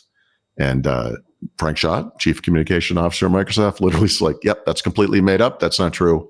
He's not retiring anytime soon. I guess, of course, he would say that, but it's fascinating to me that he said anything. to something like that. It was such a random kind of a weird blog thing, but Romero Games, which of course is John Romero and his wife, and John Romero being half of the team, well, half of the two John team, that was the core of the team for mid that made Doom and Quake, right? Was forced to lay off 100 employees when a company they did not name that was sponsoring a first-person shooter that was going to run on the Xbox said there was no more money coming. And I wonder who that company was. Right. So John that's an also interesting. Survived Daikatana, so like, this is not. That's interesting because that's not owned by anybody. That's not part of Microsoft, right? That's an independent small company. So that's another thing with the industry. Like when you think of like any given Call of Duty game, there's whatever studio, really studios doing the different parts of the game, but there's all these outside contractor guys too that you don't really hear about. The Halliburtons, if you will, of the video game world, right? And like Romero Games apparently was one of them, at least in this instance, and that's not happening anymore. And then this is just kind of small, but there's a Warcraft mobile game called Warcraft Rumble Mobile, which they're not killing, but they're also not going to provide any more content for. So it's just going to sit there in stasis for the rest of the time, apparently. And that is part of Blizzard, which is part of Blizzard. Yeah. Which Microsoft acquired because they wanted to get into mobile? Yep. And by the way, I wrote on the plane ride here a long article where I looked at Xbox because Microsoft, of course, is coming under a lot of fire from fans who are the most abused fans, I think, in tech in some ways. Like they've taken over as like the number one, like nothing is right and we hate everything and why can't it be the way it was? And I've made this case a lot. The console industry has never been the same thing for any amount of time. It's always changed. It's always changed. It's just like the rest of tech. And just simple examples. I've talked about this kind of stuff. Xbox, the original Xbox, it was basically a PC. There was one version. We were done. Xbox 360, that thing got constant updates. And I don't just mean like Red Ring of Death stuff. I mean 720p to 1080i to 1080p. Cost reduced, but more powerful versions of the console. Xbox One, same thing. Xbox One, S and X, 4K, Xbox One XS, was one of the most beautiful hardware devices Microsoft's ever made. Didn't sell too well, whatever. Sony and Microsoft both launched this generation with two consoles side by side. First time that's ever happened. And different tiers of performance or capabilities, at least. Right? I think on the Sony side, it's just probably just. But that was also a fallout of where our hardware is getting so expensive now, and the potential cost of compute is so high, and that makes the game more expensive to make. So we'll do two consoles because if the lower one becomes more popular, then we can dial this back. And that's not what happened. The high end one did all the sales, relatively speaking. Yeah, I mean, because demanding essentially utilize my 4K for 88-inch screen for crying out loud, and it's part of what makes game development so costly. Gaming is interesting on a lot of levels, but whatever that pie is, whatever the amount is, right? We all know it's like bigger than Hollywood movies, by revenue, et cetera, et cetera. The biggest chunk by far is casual games, and it's almost meaningless. It's like these kind of free games that maybe are ad supported or in-game purchase supported. And a lot of people play for 3 minutes, whether, waiting in line at shopping or whatever, it's just everything little throwaway you can things. do to not be alone with your thought games. Exactly. Which, by the way, I can sort of relate to at this point, but as far as like people who I would say are kind of hardcore gamers or like actually really like to game, like this is the thing, right? Whereas, like my dad's generation, there was nothing like this. There were no adults that were dedicating huge amounts of their weeks of time to playing games of any kind. Like I know they didn't have video games. Well, you've never been to the United States Open chess tournament, as I have. So anyway, no, but not to the degree we see today. Like playing video games has become an established, it's a thing. There are esports that make money like professional sports do, like actual athletes running around doing things, right? I mean, it's a big deal. They used to have bridge columns every day in the paper. Yeah. Okay. but again, but to play a video game, you are dedicating a lot of time, and it's just, it kind of boggles my mind. Like consoles are kind of this niche market where they sit between like this truly casual people and then the hardcore PC gamer types who are like, I'm going to keep upgrading this, get the better graphics. I'm going to have the best experience, whatever. It's going to take a lot of work, a lot of money. It's complex. There could be problems, yada, yada, yada. Console, boop, it comes on. It's, it's pretty good. And it's interesting because I feel like it's moving in both of those directions. The consoles are becoming, and this is part of the problem with Xbox for fans. They're like, what is this thing now? And it's like, it's everything. What do you mean? What's the difference? Like, if you have a phone that's an Xbox, you can play Xbox games there. If you have an Xbox console, obviously that's an Xbox. But if you have PlayStation, we have a lot of games over there now too. In fact, some of the best-selling PlayStation games this year have been made by Microsoft Studios, which is unbelievable. The next Xbox, if I'm correct, I believe is basically going to be a PC, which opens up the last opportunity. one was also. Well, but to the point where you could have not just 2 tiers, but any number of tiers, and possibly, again, I'm speculating, but this notion of in-place upgradability, that you have this box where you can pop out the graphics and pop in a new one and have a better experience on that same hardware. Look, that's change, and people don't like change, but it's always changed. I just described a very simple version of that, but I mean, it's always been changing. So I always, look, Xbox, Microsoft, they're not going to talk now. They're not going to talk. I could not go to them and say, hey, something's going on with Xbox. You want to talk about it? They'd be like, no, we don't. Because they want to talk about it when they can talk about it, when they have something to announce, when they have something to sell. So I went to the Xbox site and I was like, how do they present this to the world? Like, what is it? And they present it to the world as 3 things. Game Pass, number 1, games, okay, and hardware devices, right? And devices is not what it used to be. Devices used to be, here's our console. Now it's all kinds of things. Windows PCs, these handheld gaming things, we're on mobile now. If you look at that, there's a lot there. And there's going to be more, I think, in the future. And like, okay, that's kind of interesting. And I went through I wrote a really long article about this, but I went through the entire history of Microsoft's acquisitions under Phil Spencer. It is astonishing. Like, it's astonishing. They rolled up the industry. Oh my God. And they really, really, you could say whatever you want about this guy or this organization. You cannot say they didn't try. They really addressed this problem. But the fundamental sell job that Spencer did to get Xbox to stick around, because I think Nadella normally would have looked at this and been like, no, get rid of this thing, was make it make sense in this cloud computing world. Subscriptions, right? So they did Game Pass. And Game Pass was going to be like Netflix was in the early days. It was this bargain bin of videos nobody cared about that was an adjunct to the disc rental service, right? Netflix became interesting when they started doing their own content, and it was actually good, right? House of Cards, Narcos, et cetera, whatever. And so Microsoft was like, we're going to do the same thing. We're going to put all of our games on Xbox Game Pass day one for free. Well, not for free. I mean, you're paying for it, but you don't have to buy the game. We will be the Netflix of video games. And honestly, when it was just Microsoft Studios, like, that was okay, right? There would be the occasional big game like a Halo. They owned Gears by this point, Gears of War, Flight Simulator, or Forza games, et cetera. But, we're not going to put Call of Duty on there. That's crazy, right? I think the conflicting desire to be a player, which means you need all those studios, which means you do have Activision, Blizzard, and Call of Duty and the other games. And then this cloud model that Nadella loved, where we have subscriptions and people are paying every month, they don't work together. You can't put Call of Duty on Game Pass and get rid of the billions of dollars you make within 2 months when that game comes out and you can only buy it at retail.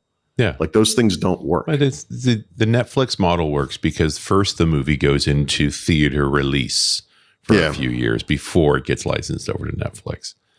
And, some stuff doesn't. It gets made directly. But you're exactly right.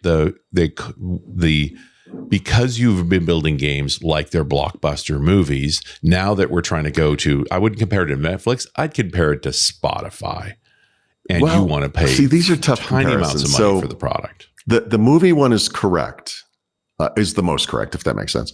Because most people will watch a movie one time Most movies make all of their money in the first 2 seconds. There's not this long tail anymore. Like it used to be, Star Wars would play all summer long and would come back in the winter. It'd be like this thing and it'd be amazing. But most movies, they just, whatever they make right up front, that's it. We're done. And then they shovel it everywhere else, whatever. Yeah. And whatever residuals we make from there, close enough. And that's what video games are. So the problem, like Netflix and Spotify and music services, video services that are series based, are things you can you pay per month, you binge. You could sit up all night and watch a whole season of a show if you wanted to, if you had the endurance or whatever, if you loved it enough. And then you move on to the next thing. And music is like that, like 100 million songs. There's an infinite number of playlists and combinations and music that sounds like other music that you like, and that's great. But most video game players, as it turns out, just play a couple of games. And even though I love Game Pass, lots of people hang on to music playlists for a long time too. Yes, and but you may like the idea of Game Pass, and when it was inexpensive enough and it was like this open opportunity, maybe I'll try some of these games that maybe were big a couple of years ago, back catalog games, whatever. Yeah, okay. But now that it's like, once they got Activision Blizzard, they were like, all right, we got to scale this back. We can't do day and date. We're going to get rid of the Xbox Game Pass. We're going to have this Game Pass quarter that doesn't offer that thing, so we don't screw that up. They basically insurtified it, right? I mean, like they didn't have a choice, and I feel like the price. Well, I feel like they're doing the cash flow spreadsheets a bit late, right? That's the thing. These are numbers you could have figured out. Guys, you had a year and a half of antitrust time to run these numbers again and again and again. And at any point, someone could have raised their hand and said, this doesn't add up ever, right? Like there's no version of the future. That person has to exist, but it also speaks to, why are you laying off in the gaming industry? Because games need to cost less. Yeah, right. Because as it turns out, it is like movies. There are a couple of blockbusters. They do great. They do cost hundreds of $1 million to make, but they make billions. It's fine. Yeah. But most of them do not. And once that time comes and goes, no one is going to go pick up. There's no version. I mean, someone will prove me wrong, but there is no version of a game came out 2 years ago. It's on Game Pass now, or Sony's, whatever that's called, PlayStation Plus or whatever. And all of a sudden, it's the biggest hit in the world. Yeah, like it just. I'm sorry, but like that game doesn't exist. Asterisk. It probably does exist, but yeah, it happens once in a while. But the bigger thing here is, we upped the price of making games thinking it would guarantee $1 billion winners, and it didn't. Yep. Right? Like the two don't necessarily correlate. Every year we get an indie $1 billion winner. There's got to be a term for this. It's the smart people making stupid decision thing. But when COVID happened, there were certain things that just went gangbusters because of the situation. Video games was one of them. Yeah. There was a lot of overhiring. Yeah. Without any thought of the future, like this will pass, and those people will go back to work or whatever. They're not going to have 14 hours to play games every day, and they're not going to spend as much on video games. Which, by the way, categorically is exactly what happened. And but this, it wasn't just games. I mean, tech companies, whatever, all kinds of companies, I'm sure, spent overhired, spent more money than they should have, and then scaled back really dramatically, and it's just chaos. Yeah. So hopefully they're doing some market size analysis and so forth, just saying like, you're making too many games to make money. Yeah, that's a big chunk of it. And that speaks to the thing I talked about in the beginning, where we have all these studios out there, literally out there all over the place, spread over the world, working on games. No one is actually releasing any games, not no one literally, and at some point someone's like, hey, didn't we have this studio in Montreal doing something that we gave them $100 million or whatever? What are they doing? And, they're hanging out playing Call of Duty. I don't know what they're doing because apparently they didn't make the game. So there's that kind of correction occurring. I think Game Pass has literally peaked.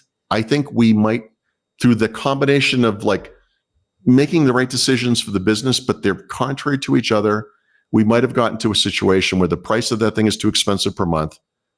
Now at that price, people aren't just buying it. They're like, well, actually, I only play 2 games a year, so I'll spend $120 instead of. You're quickly getting to the Netflix scenario where it's like, I've watched everything on Netflix. I'm going to stop this account for the next 6 months and see if new stuff comes up that makes it worthwhile. Exactly.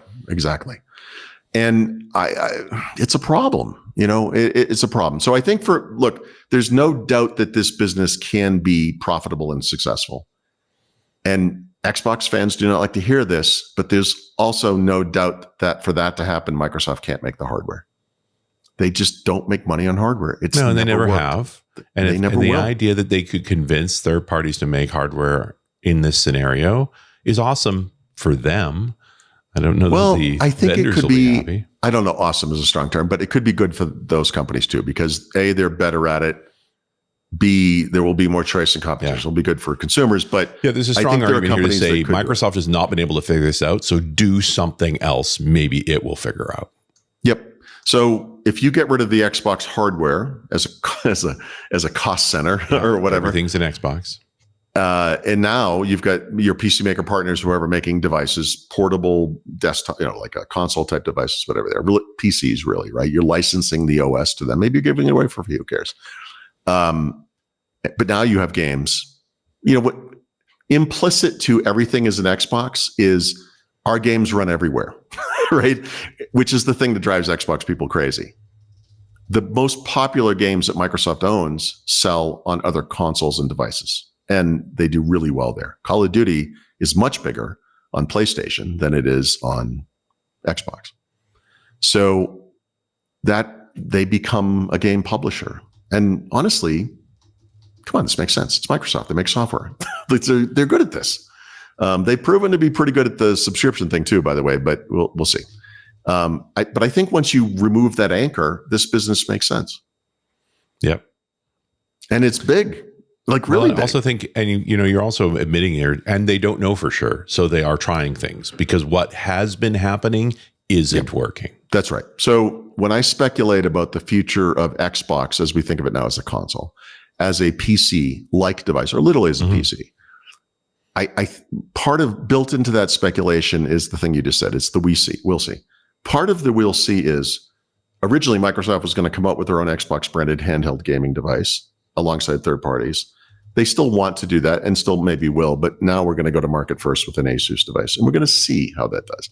And if this stuff does well enough where the third party devices are good enough and sell well enough that Microsoft doesn't have to make one, their consoles will disappear overnight. I mean, they can't do it immediately, but they can do it immediately in the future. They have to see. And if it works, maybe the next gen Xbox hardware, there are third parties and first parties. We'll see. I do think we're going to see Xbox branded hardware from Microsoft, right? As we would call it, a console again. But I also think that might be the end of it, right? But we'll see. Literally, we'll see, because it's going to be based on what happens then. So I think they're trying. They're trying. They are trying. That's the big thing. I think we lose sight of. I would argue against some of the perceived cruelty in how they're doing this, but I also see they need to make change. In general, this year's layoffs have seemed especially cruel. That's right. And the problem is, I feel like it's bad, but I also feel like we've had this conversation before, and that this conversation basically boils down to, okay, on some level, I agree that this had to happen. Could it happen all at once?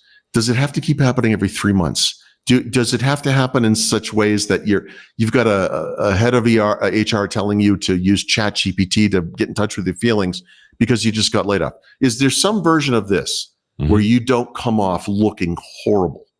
And this is the thing. I don't know. It's probably not specific to Microsoft, but this is the market I follow. So I don't understand it, and I wish it was handled better. Yep. But I agree. But I also see the rationale. Yeah. And as far as I understand it, right? We don't have all the details. Yeah, but I think you're also seeing this. This is part of what's happened inside of Microsoft as well as in gaming. There is a disruption happening in the market. We have gotten fairly inefficient, and while there could have been a more elegant way to go about this, they are going about it. This is not in this article, and I have ideas for what might be the next one that might be like a follow-up to this. And one of the little germs of an idea, anyone could go do this. You could just do this right now. Go find the list of 18 or 20, whatever number of companies that Microsoft acquired in the gaming industry that make games. Like, because there are other gaming companies they hired that are like technology. They make technology like Havoc or things that they don't make games, but they game related. But if you just look at game publishers, there's an interesting list to be made of Here is why they bought them. This company, this publisher, whatever it is, this game studio made this game or this couple of games that were awesome and sold awesome. And then Microsoft bought them. And the next game they made didn't do so good. And the next game they made was terrible. Or maybe they never even made it. There's at least 2 instances I saw where they bought these companies for billions. Yeah. And they made nothing.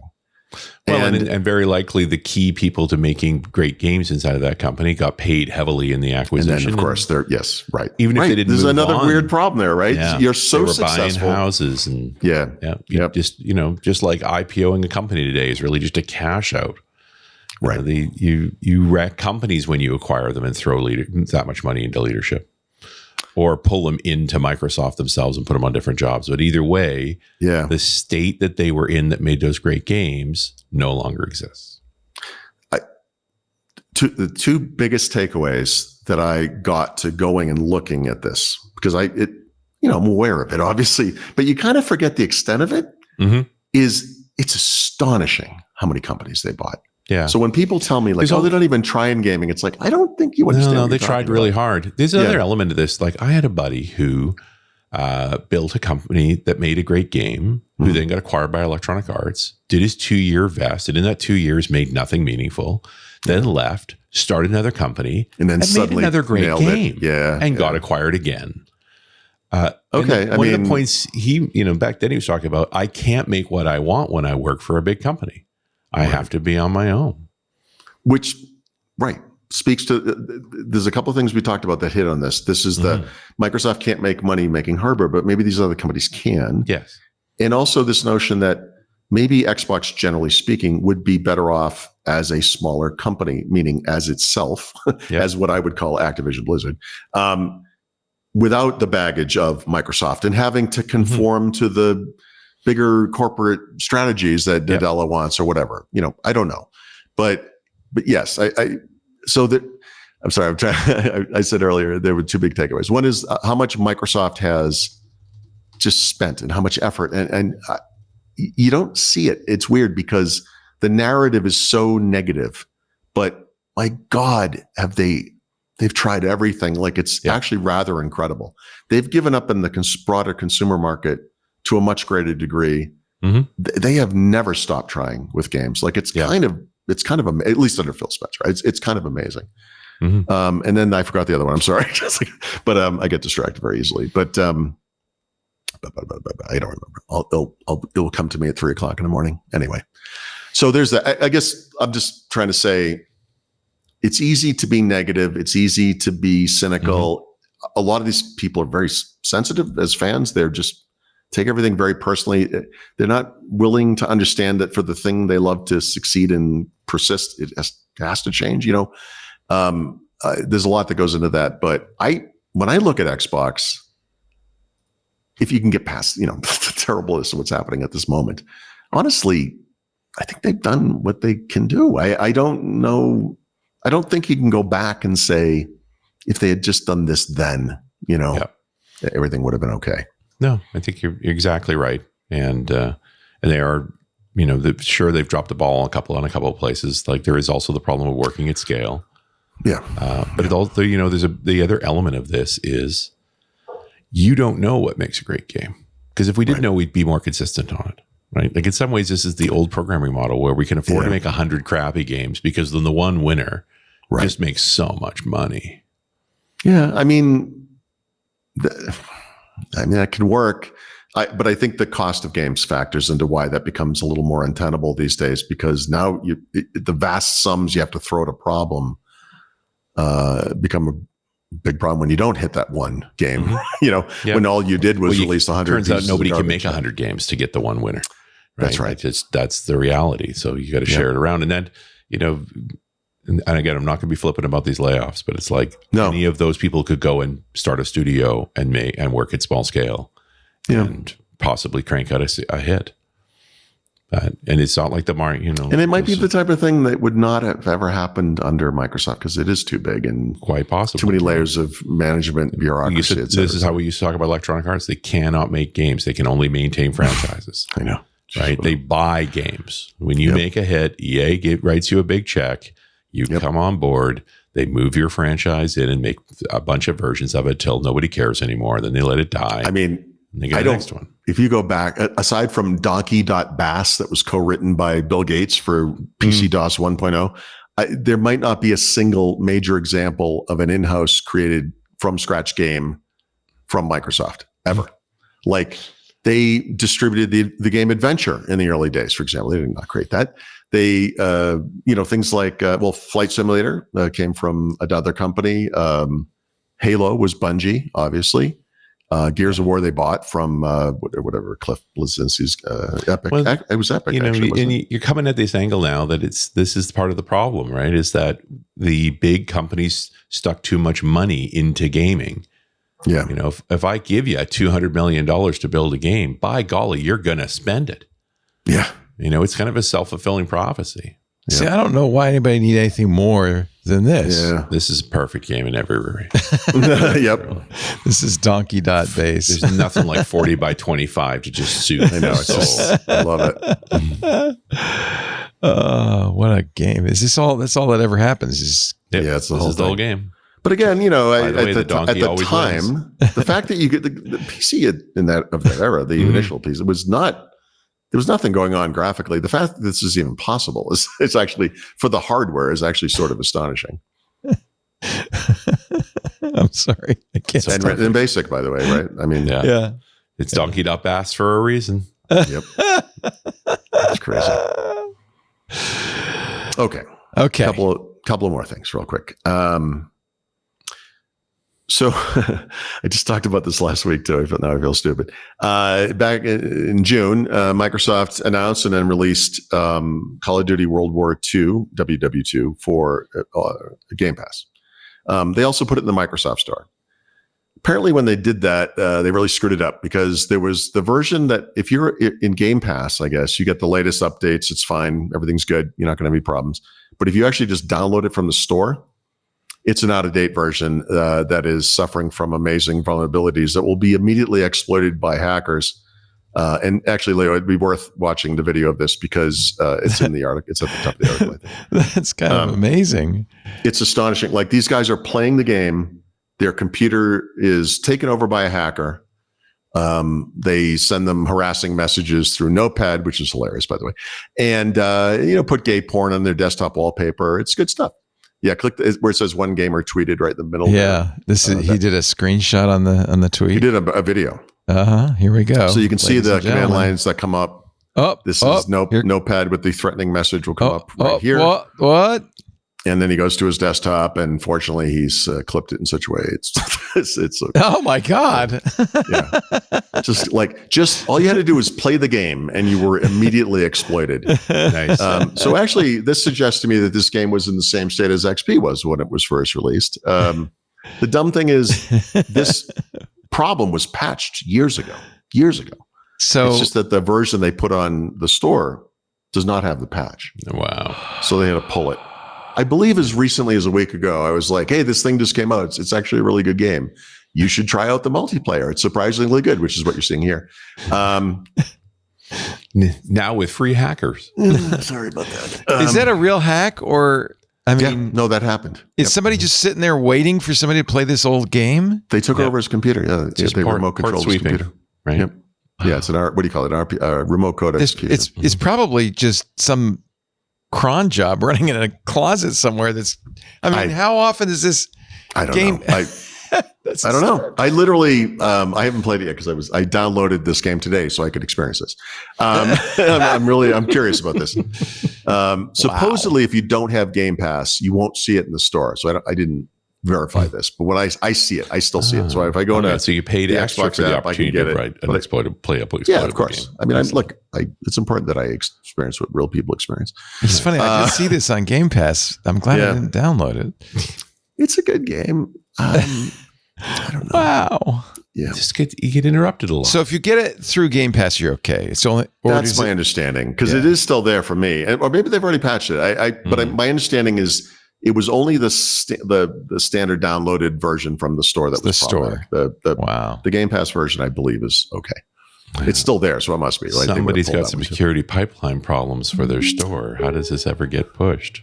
Yeah, and this is like I just spent 18 months bitching about them not putting Call of Duty games on Game Pass, and they finally do one, and then it does carnage. this, and it's like, yeah, you got what you asked for, idiot. Okay. They should have obviously put the right version. But, okay. You think? Yeah. I don't think this is the start of a trend, but it is notable that the first Sony published game, PlayStation exclusive game, by the way, is now coming to the Xbox. Now, this gets into a kind of a weird area because it was made by a game studio called Arrowhead, published by Sony. So Sony does not own Arrowhead, but they did commission them to make this game exclusive to PlayStation. So I'm sure there was some money that changed hands, whatever, blah, blah, blah. But this will enable gamers who it's called Helldivers 2. Yeah. It's described as it's incredibly it's one of the best reviewed and best-selling games last year, by the way. New games in a while. Yeah. Yep. Cooperative third-person multiplayer only shooter, teams of 4. And it will work cross-platform. So Sony does put games on PCs. This is one of them. So as of August, when this comes out on the Xbox, you'll be able to play in multiplayer matches like we do in Call of Duty with people on PlayStations, PCs, Xboxes, whatever, mixed together. And that's good. Like this is the kind of thing Sony has often resisted. This is the thing that Sony, wrote a brief on that would never happen. When this is exactly the thing that, yes, yep. Yeah, okay. It is exactly that thing. Yeah. Which is why I wrote about it and pointed it out, because this has never happened. And I don't know. I mean, send this to the FTC. Excellent. Well, send it to Lisa Khan. I think we should just spam bomb her. Lena Khan. Yeah. Lena Khan. Sorry. She's not around anymore. I refuse to acknowledge the word Lena as a name. Okay. So, and then this is semi-related. So everyone is familiar with Epic baiting Apple and Google by putting their own in-app system into Fortnite, both of them shutting Fortnite out of their respective app stores. Epic conveniently having a lawsuit ready to fly as soon as that happened. Yep. And then they cross-sue each other. Epic got kind of a mixed ruling, obviously, in Apple, although recently they've kind of rebounded because of Apple's stupidity. But they defeated Google handily, like it was brutal. And since then, and I want to say like 9 months later, whatever the time frame was, they actually sued Google and Samsung for colluding to put technology or features into Samsung's phones, right? Samsung being the biggest OEM or biggest hardware maker for Android, to do Google's bidding, but on Samsung's devices. So, like, in other words, it's like we lost in court, so now we'll get our biggest partner. And by the way, a lot of Samsung Google partnership stuff over the intervening year, hasn't there been? I'm sure that's unrelated, but anyway, they sued them for colluding, and specifically going against one of the requirements of their of the ruling against them, which is that for them to be blocked against partnering with another company to do exactly what what they're alleged to be doing. Today was the Samsung Unpacked event for the new folding phones, as they said. 2 days ago, Epic announced very briefly that they've settled with Samsung. Samsung, the quote that came from Tim Sweeney, the CEO of Epic, was, "We're grateful that Samsung will address Epic's concerns." And I believe there were two. One was this kind of auto block thing where by default, Samsung's devices are configured to block these like third-party stores like Epic has. And the other one, I don't remember the other one, but that was the big one.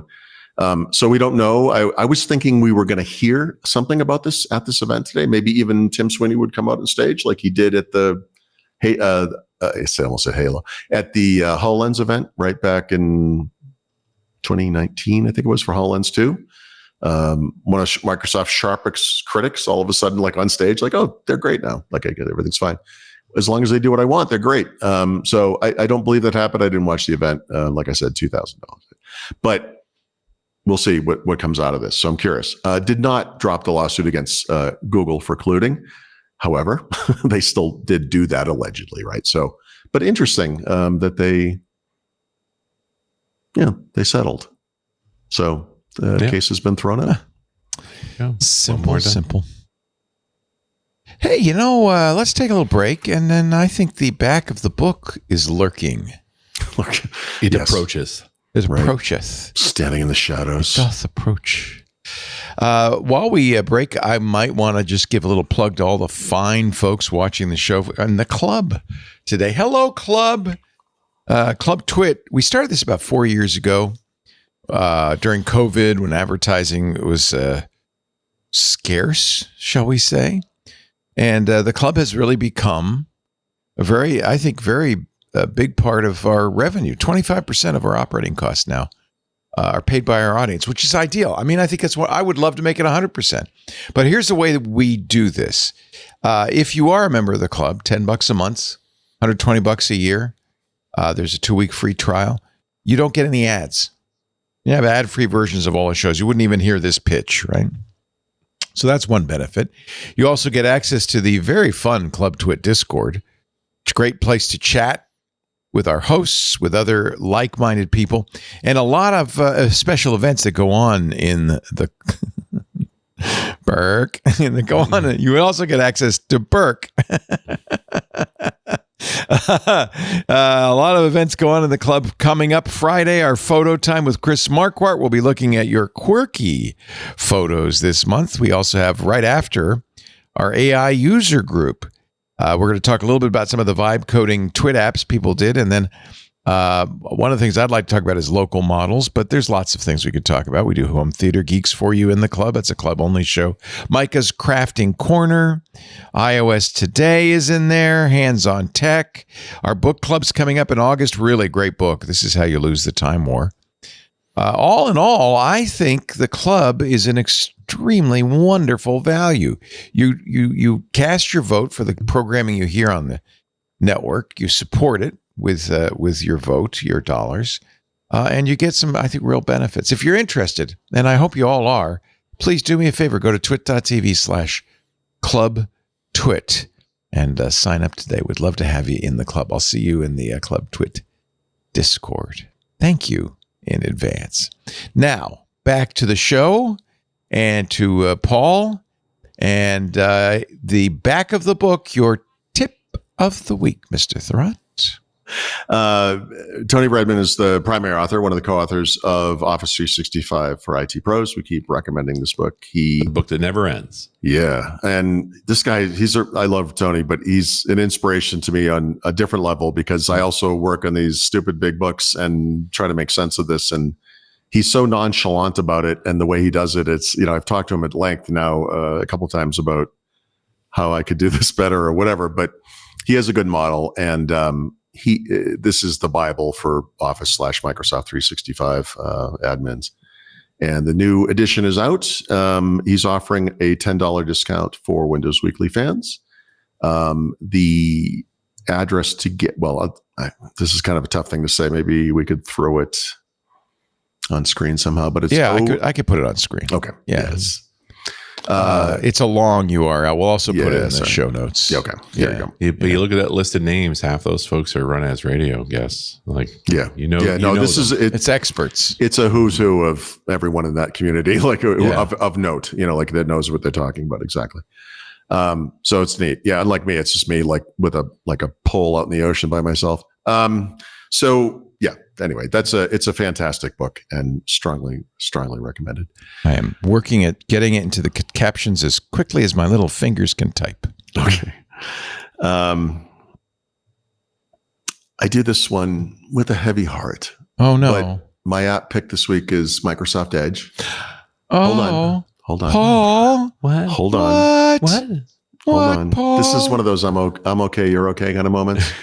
So a week or two ago, I wrote about how I had come back from Mexico in May, I guess. A bunch of review laptops stacked up, configured them all kind of side by side at the same time. And then I got that horrible thing that happens to me where Microsoft auto-enables folder backup from OneDrive, even though I tell it no. And then suddenly I'm syncing my desktop and my documents. And I explained, I'm like, you know what?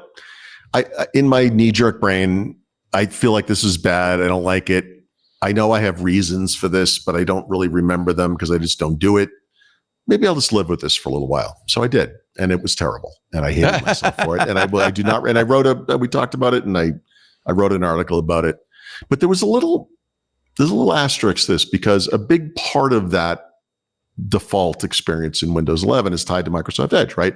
The thing we talked about earlier with the DMA changes, where if you live in Europe, you can now or soon will be able to have the web browser experience you expect in Windows, where maybe you do choose Edge, but you don't want to use Bing, or you don't want to use whatever. You don't want to always use MSN, news thing on your tab or whatever it is.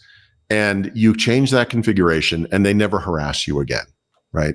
Or you just don't want to use Edge, you want to use Chrome or something else, and you change the browser, and it actually changes everything.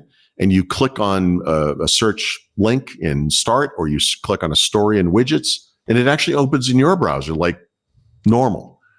But that's not what Windows does in the rest of the world, right?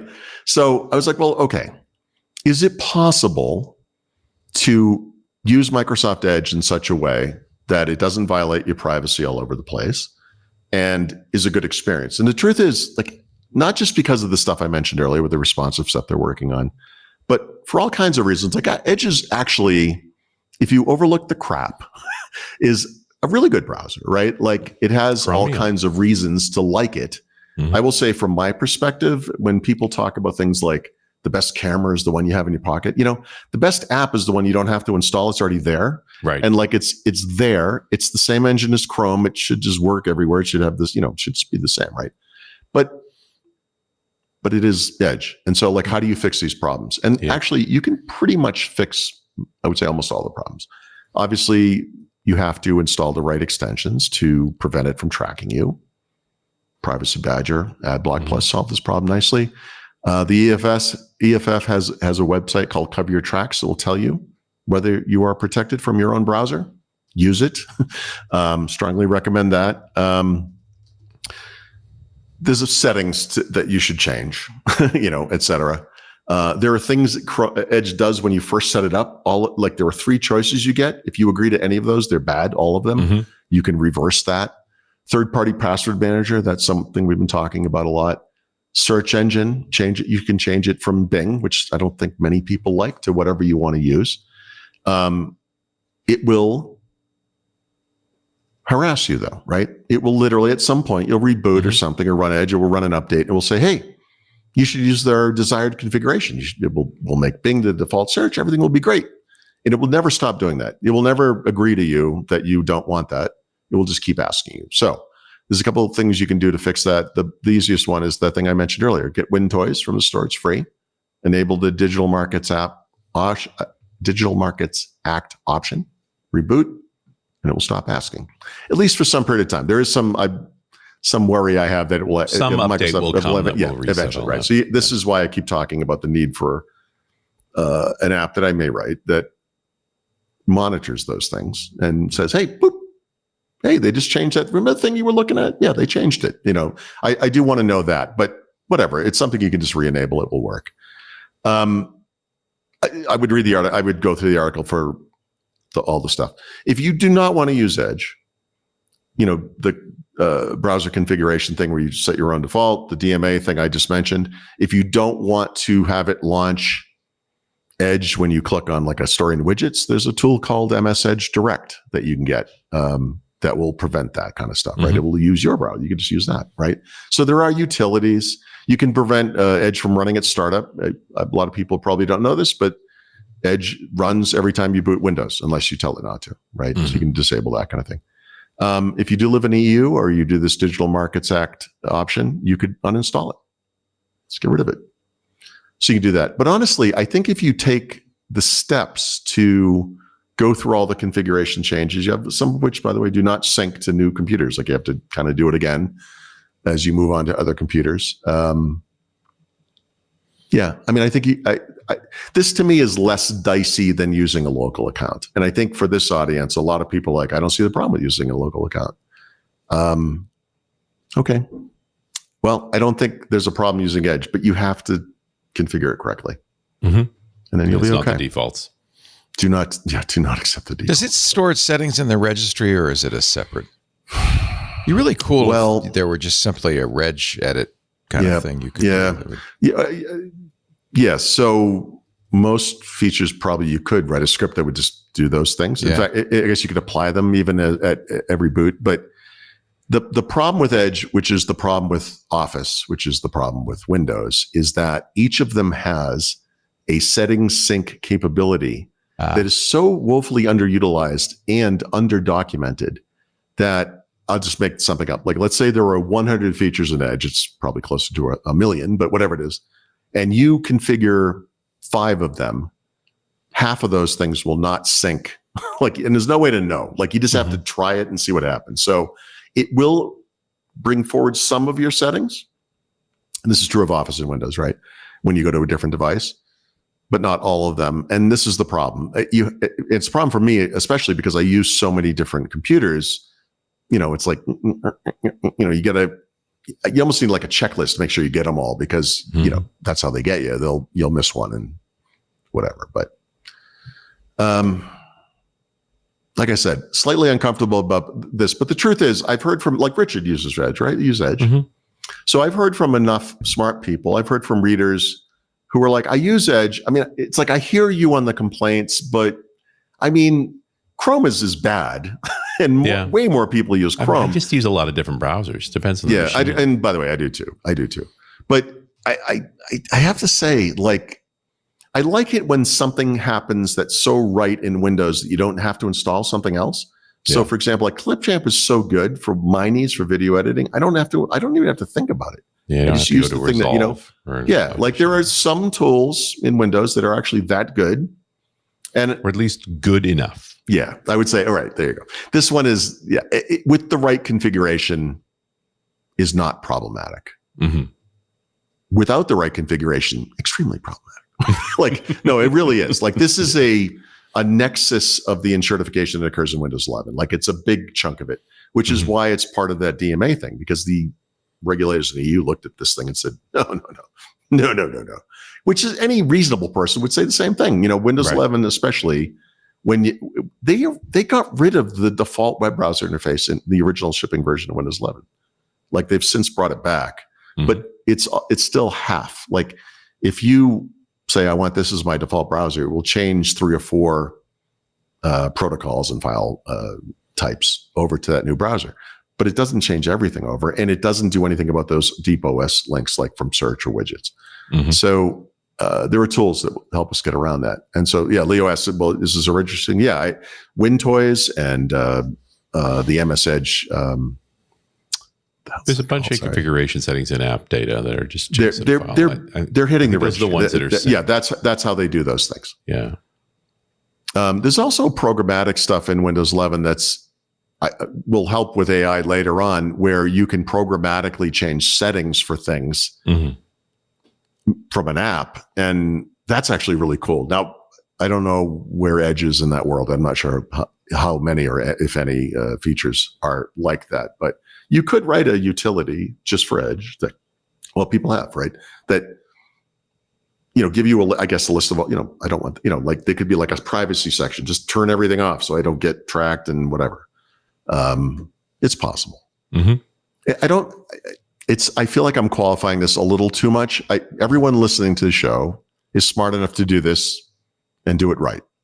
Yeah.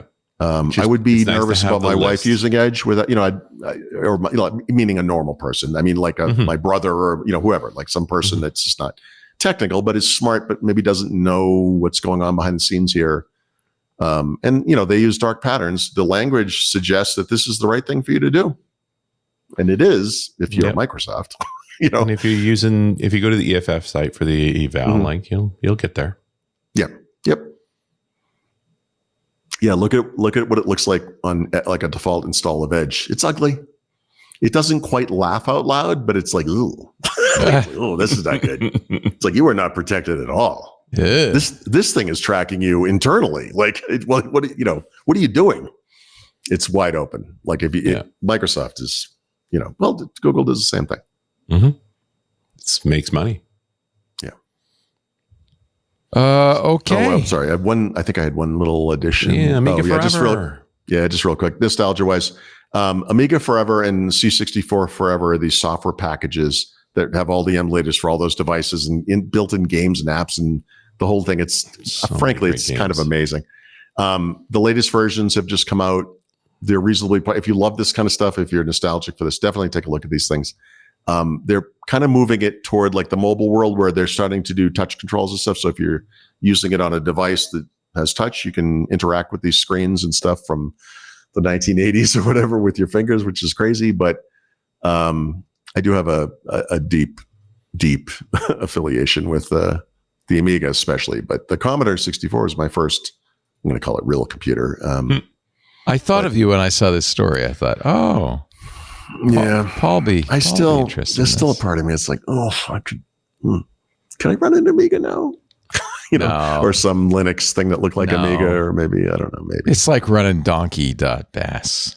Donkey. Who does that? Always wins. I might go play a little donkey.bass after the show, but I don't know.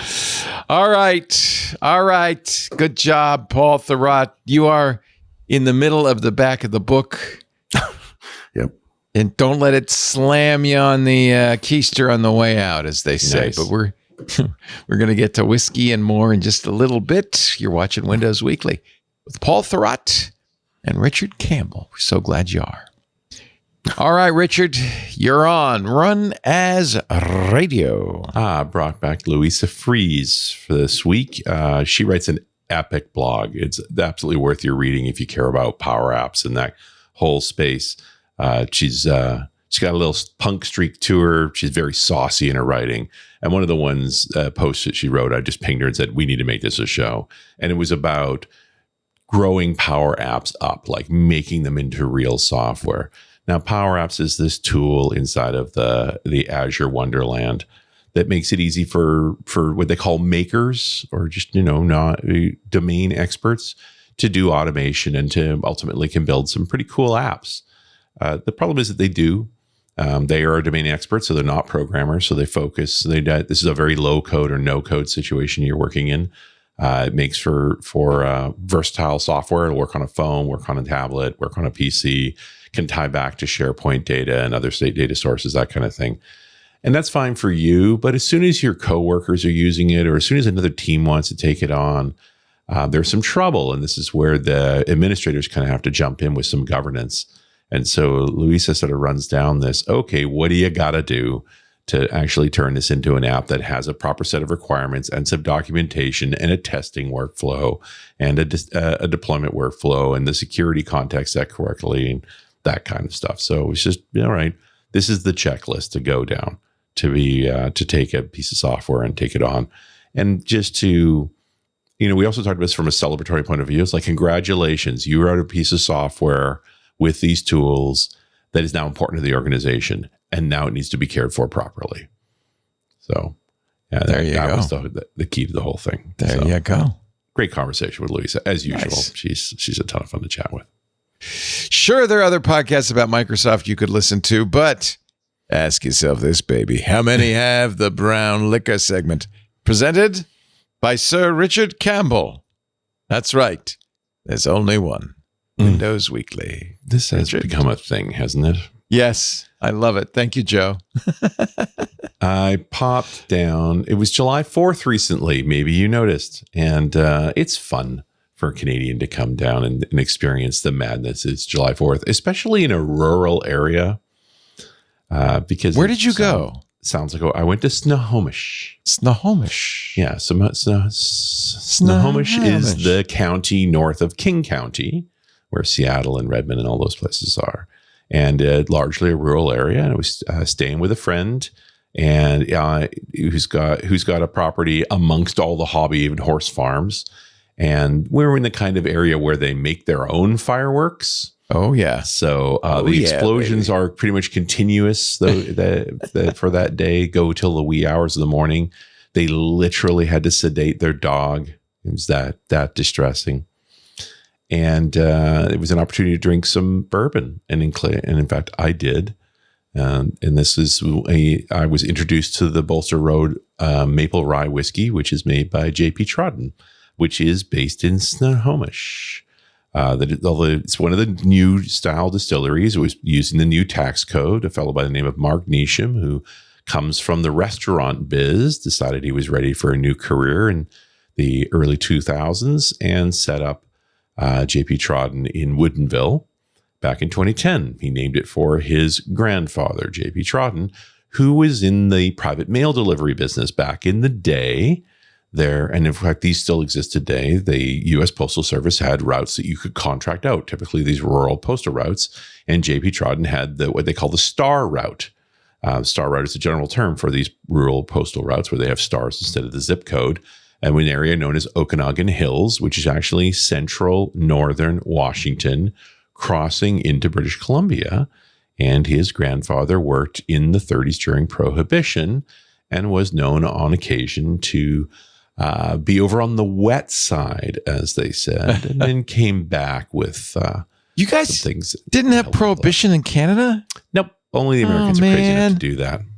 That's why just down the road from me is Smuggler's Cove, right? And all these sorts of things. It's a short smuggle. Yeah. And so, apparently his grandfather, I don't know how much of the story is actually apocryphal. It's a good one. This is a very well-branded whiskey. You had a very Washington State vibe to it. Today, those star routes are now known as highway contract routes.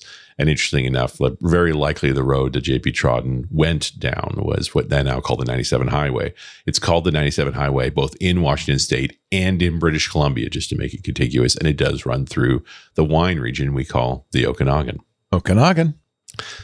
Just a few, some evidence of the nature of the J.P. Trodden distillery.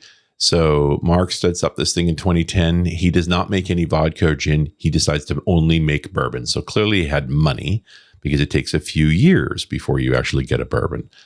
So he was he was basically working by himself for several years. But he did stick strictly with Washington products. So he bought corn and winter wheat from a particular farm in Quincy, Washington. And the mash bill is a 70-30 split of corn and winter wheat. He does a very slow maturation, so a long steeping period before they do the full mash, a 7-day long ferment. And he got an American still rather than going to the Scots. He had it built in Oregon. And I met that still because we went to the distillery. And it is a lambic still. It is a large lambic still. The lambic stills are the sort of traditional, like the Greeks had lambic stills. This is the way stuff like Armagnac and thing is made. So Mark had able to get a still made that he really liked in this lambic style, and he still runs it. And it's the only still he has. So to make a bourbon, he has to actually run it through twice, which is not that unusual. Just speaks to they don't make a lot. They're just not that fast in production. And of course, because it's bourbon, he ages it in American oak barrels.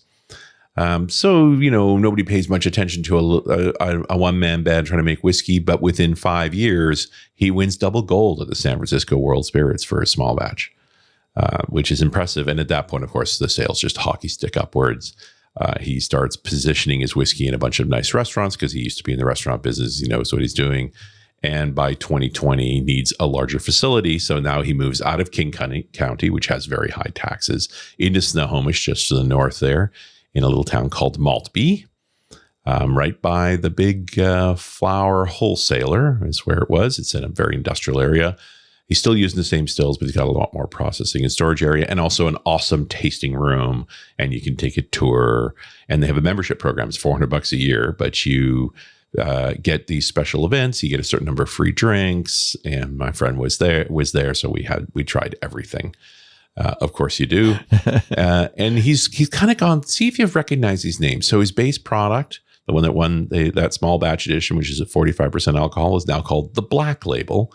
And then he has that's a 3-year-old product. Then he has a 4-year-old product he now called the Red Label.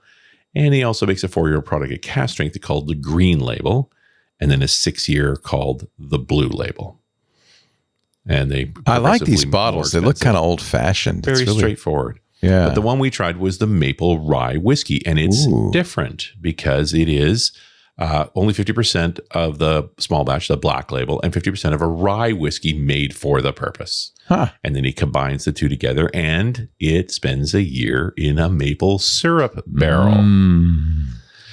which is bizarre, right? Because listen, I'm from Canada, and Quebec has the maple syrup strategic reserve, and they definitely store they store several million pounds. That it's a strategic. Oh, it is very strategic. They also have a huge theft, right? People stole millions of dollars of the maple syrup, but those are metal drums they store it in. So the idea of storing in wood is weird because maple syrup is almost entirely sugar, although admittedly it's like 67% sugar, which is almost completely bacterial hostile.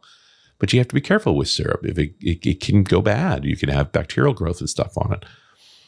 But typically, this is sort of a hip thing with the chef crowd that they started aging bourbon in maple syrup barrels, and vice versa, aging maple syrup in bourbon barrels. And so this is what Mark got into with this bit of cross flavoring. The real question here is, we know with barrel aging and getting the flavors out of the wood, it's mostly about the alcohol, the solvent aspect. How the heck does this work with syrup? And the answer is that they heat the barrel a bit when they're storing maple syrup in it to get more maple syrup into the wood and to pick up more wood flavors into maple syrup. So he takes these maple syrup barrels and he puts his bourbon in it for a while, and they pull up a little bit of the flavors. And it's true. They can absolutely taste it. It's got a unique, slightly sweeter character, which you think you would have gotten from the corn, but it's got a real maple syrup flair to it. So a lovely whiskey, very drinkable. Definitely Nice color too. So it's not a bourbon though, because it's rye. Well, it's nominally a bourbon because it's made in the bourbon style. Yeah, but it's not all because corn. of the change in aging. It's still because of the change in aging, it would not normally qualify. So that's why he's calling it a maple rye whiskey. Hey, speaking of that, sorry, because this just came up last night. Go figure. This is probably shocking. I spend time in bars sometimes. Someone said that to qualify as a bourbon, it had to be made in Kentucky. And I was like, I don't think that. No, that's the FDA regulations is anywhere in America. Okay. But so you couldn't make a bourbon in France. No, but you can make a bourbon style whiskey. Even if it's a French word, you can't make it in France. Yeah. I think that you probably have heard of this. It was called 1792, and it's well, the way I think it was just it's a bourbon, but it is made in Kentucky actually. But there's like a what do you call it? A butter washed version, that is surprisingly awesome. But sometimes when they play like that, they violate the rules, right? There's been all kinds of tricks to avoid violating the rules, but Angel's Envy blew that up because once Lincoln Henderson said, "Listen, we're going to age in sherry casks, and you need to get over it," because Lincoln Henderson is like one of the godfathers of American bourbon. They went, "Okay, we'll change the rules." But does it really mean, why is Jack Daniel's not a bourbon? It's called a Tennessee whiskey, not because it's in Tennessee, but because they do a maple charcoal filtration step, which is against the rules. Right. That's the only. Who makes those rules? The Bourbon Associates of America, or Big Bourbon, Leo? Big Bourbon. No, you're not wrong. Typically, you go to the FDA, and this is true of all kinds of products. You go to the government regulators and say, "Hey, we want a standard," because other people are calling their stuff the same name as our stuff, and their stuff is awful. So this is, we talked about this when we were talking about Japanese whiskey, because it's only been in the past 15 so years that the Japanese have established a standard.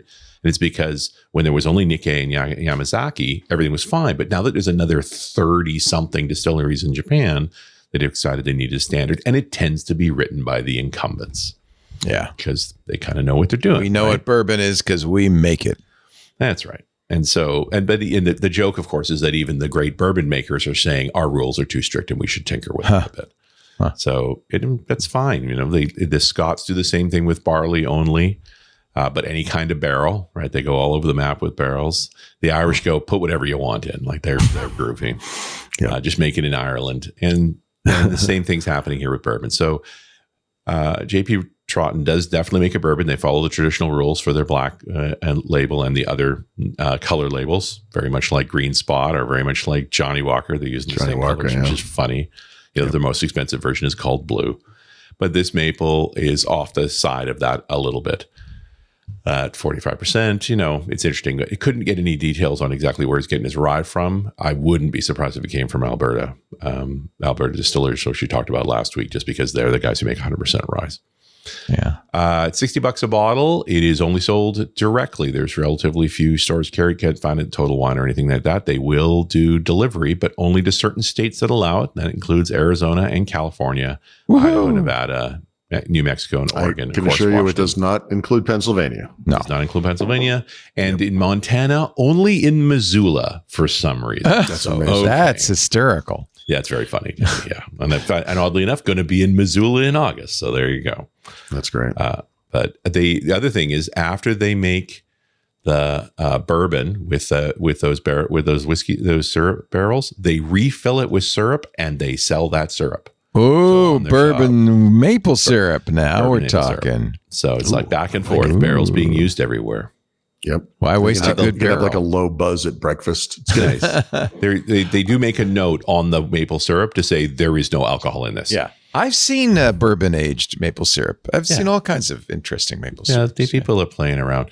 Oddly enough, I noticed that the latest Whiskey Weekly that's gone up on the playlist is the one with the Hellier's Road Harmony No. 3, which was the barrel that made whiskey, then made beer, then went back and made whiskey again. Like this moving barrels around into different markets is becoming a popular thing, just to experiment, to try different approaches. And it's the same thing happening here. And so legit, this was a nice whiskey for a fair price. You know, JD is still $20 and you can't go far wrong. But this is a much more boutique-y, small production kind of lot. I like cool that, bottle. Yeah. Enjoyable. You know, it was a winner. I suppose it's not the case that boutique is always better than big, but I just like supporting the little guys, you know. Yeah. Well, and again, this is all that new tax rules making it more feasible. Like one of the things that Mark Neesham's going to be up against, and his son's working there now, is as demand goes up and they start producing more, they're going to start bumping into excise taxes and things like that. And I think there's going to be a threshold where it's like, it's fine when you're making about 100,000 liters a year, but if you want to go over that, suddenly you need to make 1 million liters a year. Like you've got to suddenly go big. Yeah, this is a Sam Adams problem. Mm-hmm. But, you know, he's also big on, he's very particular about his barrel selections for given batches. And most of these batches are like 3 or 4 barrels. So he's only making 1,000 liters at a go. Yeah. Yeah. Tiny little batch. Yeah. But, you know, he's made whiskey that you can drink neat. And that's an achievement for something that's only existed for 15 years. Right. And nominally in this current location for only 5. Like he's pulled it off. Well done. Impressive. Lovely. Well, I'll tell you what, we've just done the whiskey segment. You know what that means. It's time to go have some. It's time to go drink some whiskey. Well, the bottle I had did not make it out of July 4th, which happens. So do not handle fireworks and whiskey at the same time. No, I did not touch any fireworks that whole day. I was not qualified to supervise. You have a designated exploder. I think that's probably the best thing. And it's the teen, you know, that household has teenage or 20 somethings in it. The kids love to it. They're all very keen and they their fingers will regrow. I hope they were, oh boy, maybe wear a chainmail glove. If you're going to blow things up. And it was just all mortars all the time. Like it sounded like a war zone, boom. Just boom, boom, boom. And all the neighbors were like just the sheer number of explosions per minute. It was astonishing. We had a few here in Petaluma where it is illegal, but that doesn't stop anybody. Still happens. Actually, I would say it's the most American thing ever, but I've been to an NFL football game, and the opening of an NFL football game is the most American thing. Jets flying over. And I can tell you, you're very close to what is the most American thing ever, which is the border between Pennsylvania and New Jersey, where on one side is our state liquor store and fireworks, and on the other side is their pot store. Yeah. So you get your choice. One trip and you're good. One trip, you got it all. You're good. Richard Campbell is at runnersradio.com. That's where you'll find the Runners Radio podcast. Also .NET Rocks with Carl Franklin. And he joins us every week to do this. And we're so glad he does. Paul Thurrott and I have been doing this show for some years now. Paul is at thurrott.com. Even when he's in Mexico, he's at thurrott.com. Become a premium member if you want to get that Edge. I think that's a really nice piece you wrote about how to make Edge be clean. And that's a premium article. So make sure you less join. terrible. Public service friend, truly. No, I think it makes a lot of sense. Help the people. Same thing on the Mac. You might as well use Safari. It's there. It's the browser you got, right? You go anyway, to war with the army you have. His books are at leanpub.com, including the Field Guide to Windows 11 and Windows Everywhere. And both Paul and Richard and I convene every Wednesday, 11 a.m. Pacific, 2 p.m. Eastern Time. That would be 1800 UTC to do this show. You don't have to watch it live, but I wanted to mention that you can. If you are in the club, you can watch in the Club Twit Discord and chat along with us there. But it's the public can also watch live on 7 other channels, including YouTube, Twitch, TikTok, Facebook, LinkedIn, X.com, and Kick.com. I'm going to go take a look at Kick.com. You've said that enough. I know it because they sponsor a Formula One team. So I'm familiar with Kick. In fact, I wasn't convinced until this moment that this was real, but there it is. They got a podium last Sunday. So that was pretty exciting. Wow. Nico Hulkenberg's first after 230 some races. How horrible would that be to be, admittedly, you're one of the best drivers in the world because you're racing in Formula One, but you've never placed. Right. Yep. And it's not his fault. He's never had great cars. And so, No, you need that perfect combination, right? It's kind of impossible. Great driver, really. Great car. Yeah. Yeah. Anyway, I don't know how I got into that. Oh, that's Kick. Yeah, that's why. Sorry. You don't have to watch us live, of course. That's only for the hardcore winners and dozers. All the rest of you can download a copy of the show from twit.tv/WW. There's a link there to a YouTube channel dedicated to the video from the show. That's a good way to share a clip with somebody who might be interested and help spread the word about Windows Weekly. You can also subscribe in your favorite podcast client, probably the easiest thing to do. That way you get it automatically the minute it's available. There's an audio version and a video version. Pick the format you want or both. And if that client happens to offer reviews, would you please leave us a good review and tell the world about Windows Weekly? It helps us quite a bit. Thank you, everybody, for joining us. A special thanks to our Club Twit members. We appreciate your support. And we will see you all right back here next Wednesday for Windows Weekly. Bye-bye.